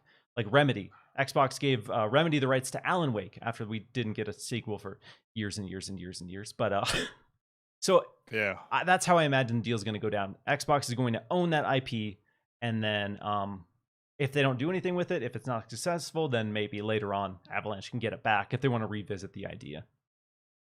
By the way, Alan Wake, phenomenal game. Can't wait for part two. Part Because two. Remedy's working on it. Oh, They are it's working on it. Yeah, if you've played Control and you've played the DLC of Control, it's the yeah. Yes. ultimate tease. It's such a Yes. big tease for Alan Wake, and it was so annoying. But Mhm. at the same time, I've been wanting an Alan Wake sequel since the game first came out. Loved Alan Wake 1. Yeah. I imagine we'll get that Alan Wake remaster this year, and then imagine getting a remaster announcement and then a reveal of Alan Wake 2. Mhm. Imagine that world. Oof, it's gonna be amazing. And for those that don't know, all the games that Remedy had worked on, they're all the same universe. Max Payne, Control, Quantum Break, and Alan Wake. That's all in the same universe, man. So if you play Quantum Break, you'll see stuff from like Max Payne. You see stuff from Alan Wake. You're like, oh my god, look at the Easter egg from Alan Wake. But Control, I noticed there was a lot of Easter eggs and a lot of stuff, especially with the DLC, all about Alan Wake. So they're really pushing it, really pushing. There's a reason why Xbox sold the rights to the game back to Yes. Remedy, and that's Yes. happening. Because they That's want happening. it's So it's all but confirmed at this point. Again, my stance is nothing is official until it's official. So I'm not going yeah, to of tell you course. 100% sure Alan Wake 2 is coming, but Alan Yeah. Wake 2 is 99% coming. Yeah. Yes. Yes. I can't wait. Take the Rand approach and give that 1% margin of error. Just, just in case. Yes. Yes. All right, so 100%. last topic of the show that I want to transition into today is actually a topic and a conversation that was started by next week's guest on Xbox Chaturdays, Mr. Matty Plays. He kind of teased on Twitter that he was going to be talking about Game Pass in a critical light. So he was a little worried that there'd be some kind of backlash, and I'll definitely be picking his brain on this next week. But while I have you here, Danny, because I sing the Mhm. praises of Game Pass constantly. I know you do as well. Game Pass as a service is incredible. But he released a video basically saying that Xbox Game Pass needs to be careful of the games that it releases into the service, pointing out recent kind of mediocre launches like Dark Alliance. So I want to get your Mm. take on what you think about Xbox Game Pass releasing something like Dark Alliance in their day one and having it be received to mediocre to poor reception. Does that Yeah. hurt the appeal of Game Pass? No. Here's the thing. Here's why I'm gonna say no. Netflix has done this multiple times that they'll release like let's say a movie with Will Smith, big budget movie, and it gets super bad reviews, right? People still watch it though. Because here's the thing, that game might not be for me, but it might be for somebody else that are into that stuff. And they're gonna discover it to Xbox Game Pass. Now, do I agree? Yes, I agree in a certain way that we need to see better quality games in there, right? But at the same time, it's like I don't think it's gonna hurt the service at all. I don't think so. It's like saying PlayStation and Xbox shouldn't approve certain games to be available on the platform, and not every game is going to be phenomenal. Did it hurt the consoles? I don't think so. I remember buying the Xbox official magazine back in 2001, right before the launch of the original Xbox console, right? And they came with a DVD in there, and I started watching, and it was the Xbox team, and they were talking about games that was approved for the console. They were like, yeah, we're trying to approve great games. We're gonna have awesome games. Let's be real. The launch of the original Xbox had there's some really bad games that came out for that, you know. But the company still kept on going, man. So I get where he's coming from, but I don't think it's gonna hurt the service at all. I think there's gonna be more top quality games than bad games in there. You have to have both the good and bad in there, man, and let the people decide what's good and what's not. You know what I'm saying? And at the same time, this is going to open up relationship with, especially like with third party companies, to release their games in there too. You know what I'm saying? So, and here's the thing, probably also Xbox has the not Xbox, but like third party companies, maybe the game is not selling well retail wise, but it might help having that game on Game Pass. You know what I'm saying? Oh yeah, That's how I see it. So yeah, I'll before I dive into my thoughts on it, I do like your comparison to Netflix, because Yeah. no shade to anyone who digs them, but the Adam Sandler Netflix exclusive movies have been the biggest pieces of garbage that I've had the displeasure Yes. of watching. But if you look at the statistics, they are some of the most viewed things on Netflix by a lot. So having it there, people will enjoy it. Maybe they will. Again, I'm not going to tell you what's good, what's bad. You enjoy what you enjoy. So I like that statement there. Parris is coming in saying, "You are wrong, Danny. He's always going to say that. It does hurt the service." And here's where I stand, because I actually had an interesting conversation with my core friend group, my three amigos that we play all our games together. And we were looking at Dark Alliance before it was announced in Xbox Game Pass. We were thinking about buying it. It was a co-op game, RPG. We're into that. And then it was revealed for Xbox Game Pass. And we're like, dope, we don't have to buy it. That's awesome. We were going to buy this and play this anyway. And my friend asked me point blank, do you think this means that Dark Alliance is going to be a bad game or a mediocre game? And I said to him, no, I don't think. I think Xbox is doing a good job of vetting the games that are launching into Xbox Game Pass, because they don't want the narrative that this is an Xbox Game Pass game, which was a narrative. People are spinning that as a negative, that only filler, mediocre games are launching in Xbox Game Pass. So my stance was, no, I don't think Dark Alliance will be bad, because Xbox wants to maintain the quality bar of Xbox Game Pass. So I do agree with what Maddie's saying in theory, and I do agree with Parris. I think if we get more games like that are, maybe not for everyone, but are objectively mediocre. If you look at the reviews, that game has gotten pretty bad reviews. The first time I played it, I thought it was one of the worst games I'd played all year by a lot. I came back to it. I've kind of warmed up to it despite some of the jank. It is a fun co-op game when you can ignore some of the jank, but I couldn't believe how bad it was the first time I played it. And that took me aback, because I don't think up until that point I'd ever played anything through Game Pass that I felt was bad. Like even the indie stuff, even if it's not to my taste, I've never booted up a game and been like, oh, woof, this is not a good game. So it's a slippery slope if that's the standard, and it's not going to help Xbox if the narrative is this is an Xbox Game Pass game, because it's not good. So I appreciate your take. I get what you're saying, but I gotta unfortunately agree with Parris here a little bit. Oh, that's fine. That's fine. Because here's the thing. I'm not talking about a buggy game. I'm not talking about that at all. I'm talking about more of like the type of game that are going to be in there. Like, is it good? Is it fun? Is it good or not? Because here's the thing: there's games that is bad, and there's people that still love those games. I'm not going to be a fan of those games at all, right? But there's going to be a crowd that just love it. I see games that my friends played, and I'm like, yeah, that's not for me at all. But at least they have that option that's available there through the service. For me, it's better to try out the game than just buying the game, not knowing that it's going to be bad.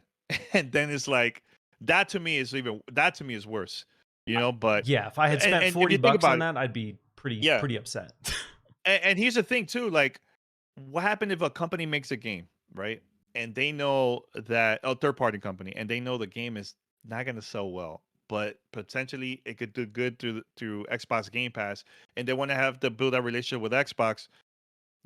Let them do that. Maybe Xbox is going to approve it. I mean, who knows? There is a fan base that love that type of games, right? And this will be an opportunity to get more people to Game Pass and discover other games too and everything. So, look, I'm trying to think of other games that I played that came out and it had like really bad reviews and I enjoyed it. Perfect example, Too Human or Shadowrun. I like those games. Those games got terrible reviews. People didn't like it, and I enjoyed it. Is that a bad thing to have it in the service because it got bad reviews everywhere? You know what I'm trying to say? It's like not Yeah, everything is going to be tens. Not everything is going to be tens, man. yeah, There's games that I play on Super Nintendo and Sega Genesis and Dreamcast that got terrible reviews, and I enjoy those games too, man. There's every game is for everyone. Like there's going to be different type of games that is going to be successful in reviews, but if it's not, people are still going to play those, man. They enjoyed it. You know what I'm saying? So yeah. that's the thing I'm saying. Yeah, no, So I totally get what you're saying there. As someone who watches a ton of terrible horror movies, ton of B, low budget, garbage, trash horror movies, I'm not going to yeah, tell anyone what they should and should not like. I've seen yeah. people on Twitter very positive of Dark Alliance. People say, in co-op, it's a blast, having fun with friends, and that's kind of where I'm at. Like playing it in co-op, after the initial kind of like shock of it being as janky as it is, like it is a fun game and there is an audience for it. But Mm-hmm. somebody else, where I forget who said it, somebody in the chat was saying, here we go. I lost it, but somebody's basically saying like, if Game Pass, if the majority of titles launching in the Xbox Game Pass are great, Mm-hmm. these obscure ones like Dark Alliance that don't hit in a big way, Mm-hmm. that's not as big of a deal to them. So I get where you're coming from there. Like there are probably people who love Dark Alliance and they're probably Yeah, stoked that that's launching in Xbox Game Pass. yeah. And I mean, I haven't checked the top popular games on Game Pass. I wonder if that game is up there. I wonder because there's gonna be people that are gonna be curious, like you said about Adam Sandler. Like, was that said Sessler? Wow. I'm talking about from Netflix, man.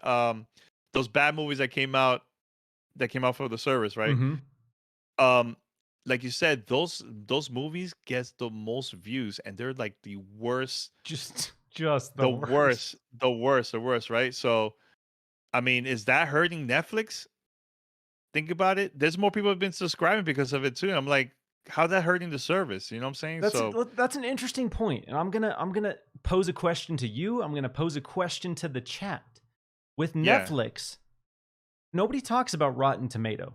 Nobody talks about the Rotten Tomato No. scores of Netflix movies because if you look at those Adam Sandler movies, they're stinky. They're at like 20%, 0% sometimes. These are like Yeah. horribly, horribly reviewed movies.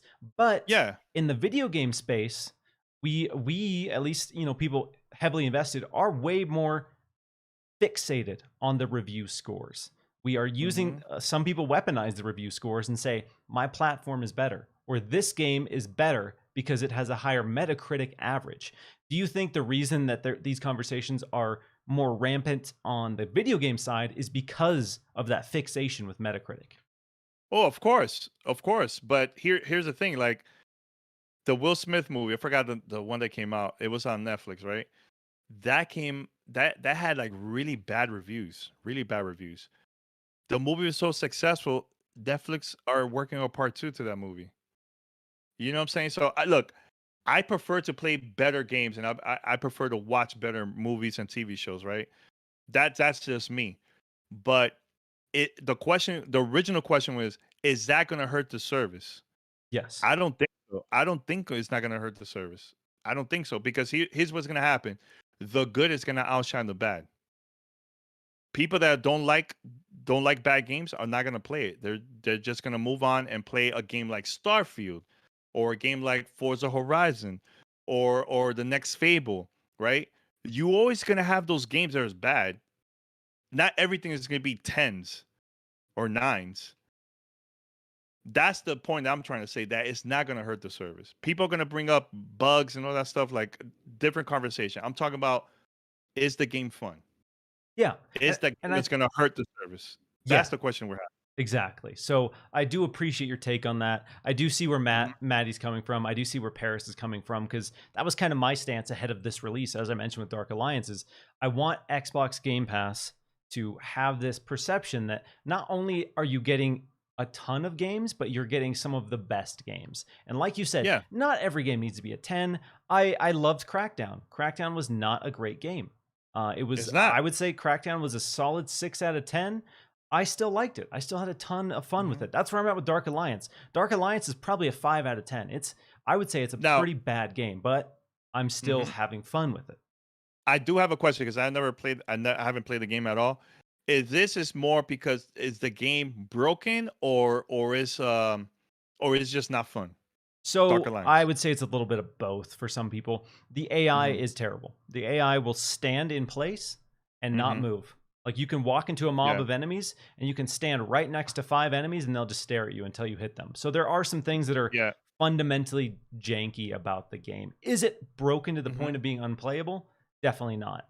I haven't Okay. experienced any major bugs, anything that's like broken Hmm. progress in a stage or erased my save data. AI is bad. Um, Player movement mobility is kind of stiff and rough around the edges, but Hmm. it's playable. It's fundamentally a playable game. Yeah, yeah. And here's the thing: like, if a game is broken, that's again a totally different conversation. But if a game is just not fun, that's what we're talking about. That type of quality game. You know what I'm saying? So I don't want people to think like, yeah, put all broken games on Game Pass. I'm not saying that. I'm not saying that at all. So I just want to say that because I see the chat, people bringing up about broken games, and Yeah, I see people talking about that's the broken games. I'm not. I haven't mentioned anything about broken games. I'm talking about, is the game fun? Is the game is going to hurt the service? That's that was the question that you brought up, and that's the conversation that we're having. So just want to say that real quick. Yeah, so I understand people like Paris is being very vocal. Don't allow broken games on the service. I see other people saying, kind of echoing the similar thought. Yes, if a Hmm. game is completely broken and it launches on Xbox Game Pass, that is a bad look, because let's be Yes. real, millions and millions and millions of people have access to this game. And people are going to be Hmm. like, oh, wow, why is this even on here? It doesn't work. I can't even play Hmm. this game. Why would you launch an Xbox Game Pass? So to that Yeah. point, I don't think Dark Alliance is fundamentally broken. I've played it for probably 10 hours and I haven't run into any game breaking bugs that have halted progress or erased my save. It's just not a good game. Mhm. And the AI is absolutely terrible. So I'm surprised you have 10 hours though. I, like I I'm said, very sometimes surprised. I like garbage, and that's fine. Sometimes we all like I said, the first time I played it, I couldn't believe how bad it was. Mhm. I had a couple friends who were like, come on, let's see if we can push past it. Let's see if it gets better. And I was like, all right, dude, All right. let's. Here's my second question then. Is that going to make you unsubscribe to Game Pass? Yep. No, It will? no, I'm just kidding. Just kidding. I'm just No, kidding. but see what I'm saying? Like, that's the thing. Like, I know people are being vocal in there, but if that game is available there, everyone in the chat, are you going to unsubscribe to Game Pass because they Dark Alliance is not that great? Again, I'm not. I played it. It's not great. You I'm know? not. That doesn't, for me personally, that doesn't make me say Xbox Game Pass is a bad service. I still think it is the It's not. best gaming service that exists. I think what the criticisms are, and I'm in that camp Hmm. as well, as someone who's preferred Xbox, been in the Xbox camp for a long time. I don't want Hmm. anyone to use those narratives to downplay what Xbox is doing, because some people Yeah. will. They will look at Dark Alliance launching an Xbox Game Pass and say, I told you so. Xbox Game Mm-hmm. Pass is mediocre games. The quality isn't there for Xbox. And I just, as much as it doesn't bother me personally, that doesn't affect my opinion of Xbox Game Pass as a service. I just am so tired of the rhetoric and the narratives that get thrown around by that stuff. So, for the sake of Mm-hmm. Xbox and the sake of the platform, I just want them to have nothing but at least good games. Yeah, yeah, and that's I think is looking good with the type of games that we're gonna get in the future for the server. I think it's gonna be good. So But yeah, we're having some good discourse. The chat seems to be, agreeing with you a bit here, Danny, that Dark Alliance being bad is not have they're not going to cancel Game Pass. Like nah, it's they're not going to at cancel all. Game Pass because of that. That's not. But I That's not. understand where Maddie and people in the chat are coming from when they say that Xbox needs to be Yeah. careful about games like Dark Alliance, because if that becomes the norm, that Mhm. again, Netflix kind of suffers from this as well. That Mhm. this isn't good enough for any other service, and that's why it's launching into Game Pass. I think is the narrative that can be spun with something like Dark Alliance. Yeah. No, I respect that. I respect that. I just had to answer. You wanted my opinion, so there you go. So there you Oh, go. okay. Another interesting question here that I saw Parris pose, and then someone else, Mhm. Surasite here, is also posing, saying, "What if Cyberpunk 2077 launched on Game Mhm. Pass as broken But as it was?" see again, that's a we're talking about if the game is fun or the game is broken. If it's broken, there no excuse to have that in there. It's the same. It's the same thing if a game is available in stores and it's unplayable. Totally different conversation. Yeah, my That's how camp I is see it. that Cyberpunk should not have released in the state that it did on console. That was At completely all. unacceptable. It was one of the most disastrous launches in video game history. It literally Mm-hmm. just got added back to the PlayStation Store after 7 months. 7 months Mm-hmm. of being unlisted from the biggest platform in gaming is wild. That is such a disastrously bad launch. So, Game Pass, Mm-hmm. if Cyberpunk launched into Game Pass as it did, yeah, yikes. Terrible. Yikes. That's again. That's different because I remember playing that game, and it was like a mission just to go through the campaign, and I'll end up like underground and trapped, and I can't even move because the game was so buggy. It's unplayable. That to me that shouldn't be in the service at all, and it shouldn't be in stores at all either. You know what I'm saying? So again, no, I hate games that is just buggy like that. It's not a great experience at all, man. You know what I'm No. saying? So So yeah, Cyberpunk, a rare situation where, that game somehow got past QA on both Xbox hmm and PlayStation platforms. I think just based on good faith, honestly. I feel like there was some vetting that didn't happen because I played that game, and sure, there weren't that many game-breaking bugs, but I did have times, like you said, where I fell through the full floor, or a quest was completely bugged and I couldn't do it. I couldn't progress the hmm quest because it was bugged. But that hmm aside, the number of characters T-posing and having terrible animations and just the overall jank, there were thousands. I literally experienced thousands of bugs in my first playthrough of Cyberpunk, which is, hmm again, people talk about Skyrim being buggy. Yeah, Skyrim was a little bit buggy, but not on that level. Not on that level Nah, by any stretch of the imagination. but Skyrim was playable, Yeah, and it was I it played was it at fun. launch. It was fun. Yeah, yeah. Same here. Same here. I think. Look, I played the extension. I think it was like a Game Pass game, and it was a preview game also, right? I played it. Played it for like a good hour. Didn't like it at all. Uninstalled it from my console, and I went to the next game. You know, nobody. Here's the thing. Nobody brought that up. Like about a game like that, an extension, like, oh, it's bad for the service. I think Dark Alliance, I think it's a higher well-known game than a game like Extinction. So I think that's why the conversation is coming up, like of the quality games that should be on Game Pass. Like, I discovered a game like not Outer Worlds, Outriders. That I didn't see myself buying that game in stores for $60, but it was available on Game Pass. I'm like, oh, let me try it out to see if it's good or not. Again, if you don't like it, just uninstall it and don't support it. And here's the thing: based on your reviews, based on your the way how you download the games and Game Pass, Xbox is going to see those numbers, man. And the ones that's not working out, now they know what type of games to bring on Game Pass and what are the ones that are not. That's the way how you get feedback. But if you go online saying stuff like it's broken, everything is no, we're talking about, is the game fun? They're not going to put a game like Cyberpunk in there. I think that will be ridiculous in my opinion, and I will support it at all. A game like that. Yeah, some good conversations here. It's it's Yeah. important to talk about it because this is kind of the first foray in gaming on a huge scale with Xbox Game Pass, having this service where you can play anything, and it kind of democratizes video games, like you touched on a little bit. Like if a game is bad and it launches into Game Pass, it's forgotten. People download it, they check it out, and they move on with their lives. I don't know about you, but there have been plenty of games that I've paid $60 on that were bad, that were very bad, and I felt that I had to try to push through it because I spent $60 on it, so I have to get my money's worth. So I was playing games I didn't want to just because I paid $60 for them. Yeah, and here's the thing: you bought those games at a store. Did that hurt the store? No, it hurt the company that actually made the game. It hurt them more than anything.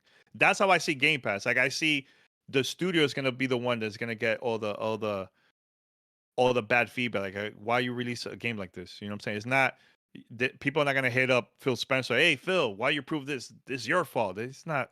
It's not gonna be like that, man. Okay. You know? Yeah. So some interesting we're the points there. Yeah. So again, I see where you're coming from. I see where folks like Maddie and Parris are coming from. It's an interesting conversation to have, and it'll be curious to see what the future of these Game Pass releases look like. Because I mean, as we saw with their slate that they've showed us for this year, I'm not expecting anything they've showed us on that slate of what's coming for the holidays to be bad. The Ascent, Flight Sim, what else? Psychonauts 2.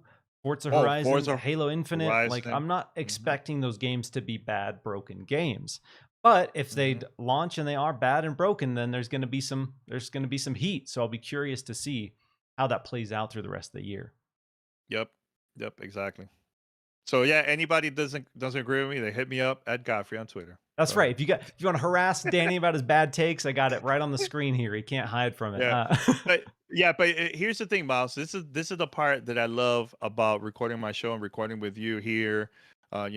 Because we all have different opinions. We have, opinions about everything, and it creates a great conversation. You know what I'm saying? So this probably the majority of people are gonna be like, you know what? I agree with Miles. I agree with Parris, and I disagree with Danny. And that's fine. Yeah, that's fine. It's my opinion, and it's my opinion. It's fine.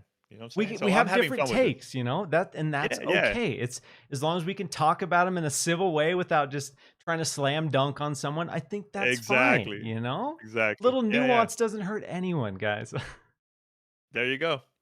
All right, Danny. So we're coming up at 2 hours here. So I'm going to start wrapping up the show. Huge shout out to everyone who tuned in live. Huge shout out to you for getting up early on a Saturday morning to hang out with me. So if you guys have any final questions, drop them in the chat now. And while you guys are dropping chat or questions, Danny, one more time for all the amazing folks tuning in, where can they find you? Yeah, you can find me on Twitter. I'm very vocal there. Twitter at Godfrey, GODFREE. And also you can listen to the show, podcast, Gamertag Radio. We're in every podcast app out there. Just search for Gamertag Radio and subscribe, follow us, and listen to the show. We have over 1,000 episodes, so if you want to go back to the archive, go ahead, man. So listen to it. Let me know what you think. Plenty of Gamertag Radio content to dive into, that's for sure. Yes, a lot of classic interviews, a lot of great debates, with Parris and Pete, and just for friends. So it's awesome. Make sure to check it out. All right, everyone. Thanks so much for hanging out with us. This has been episode 30 of Xbox Chaturdays. And I will see you all next week with Mr. Matty Plays for a pre-4th of July bonanza. Take care, everybody. Yeah. Peace.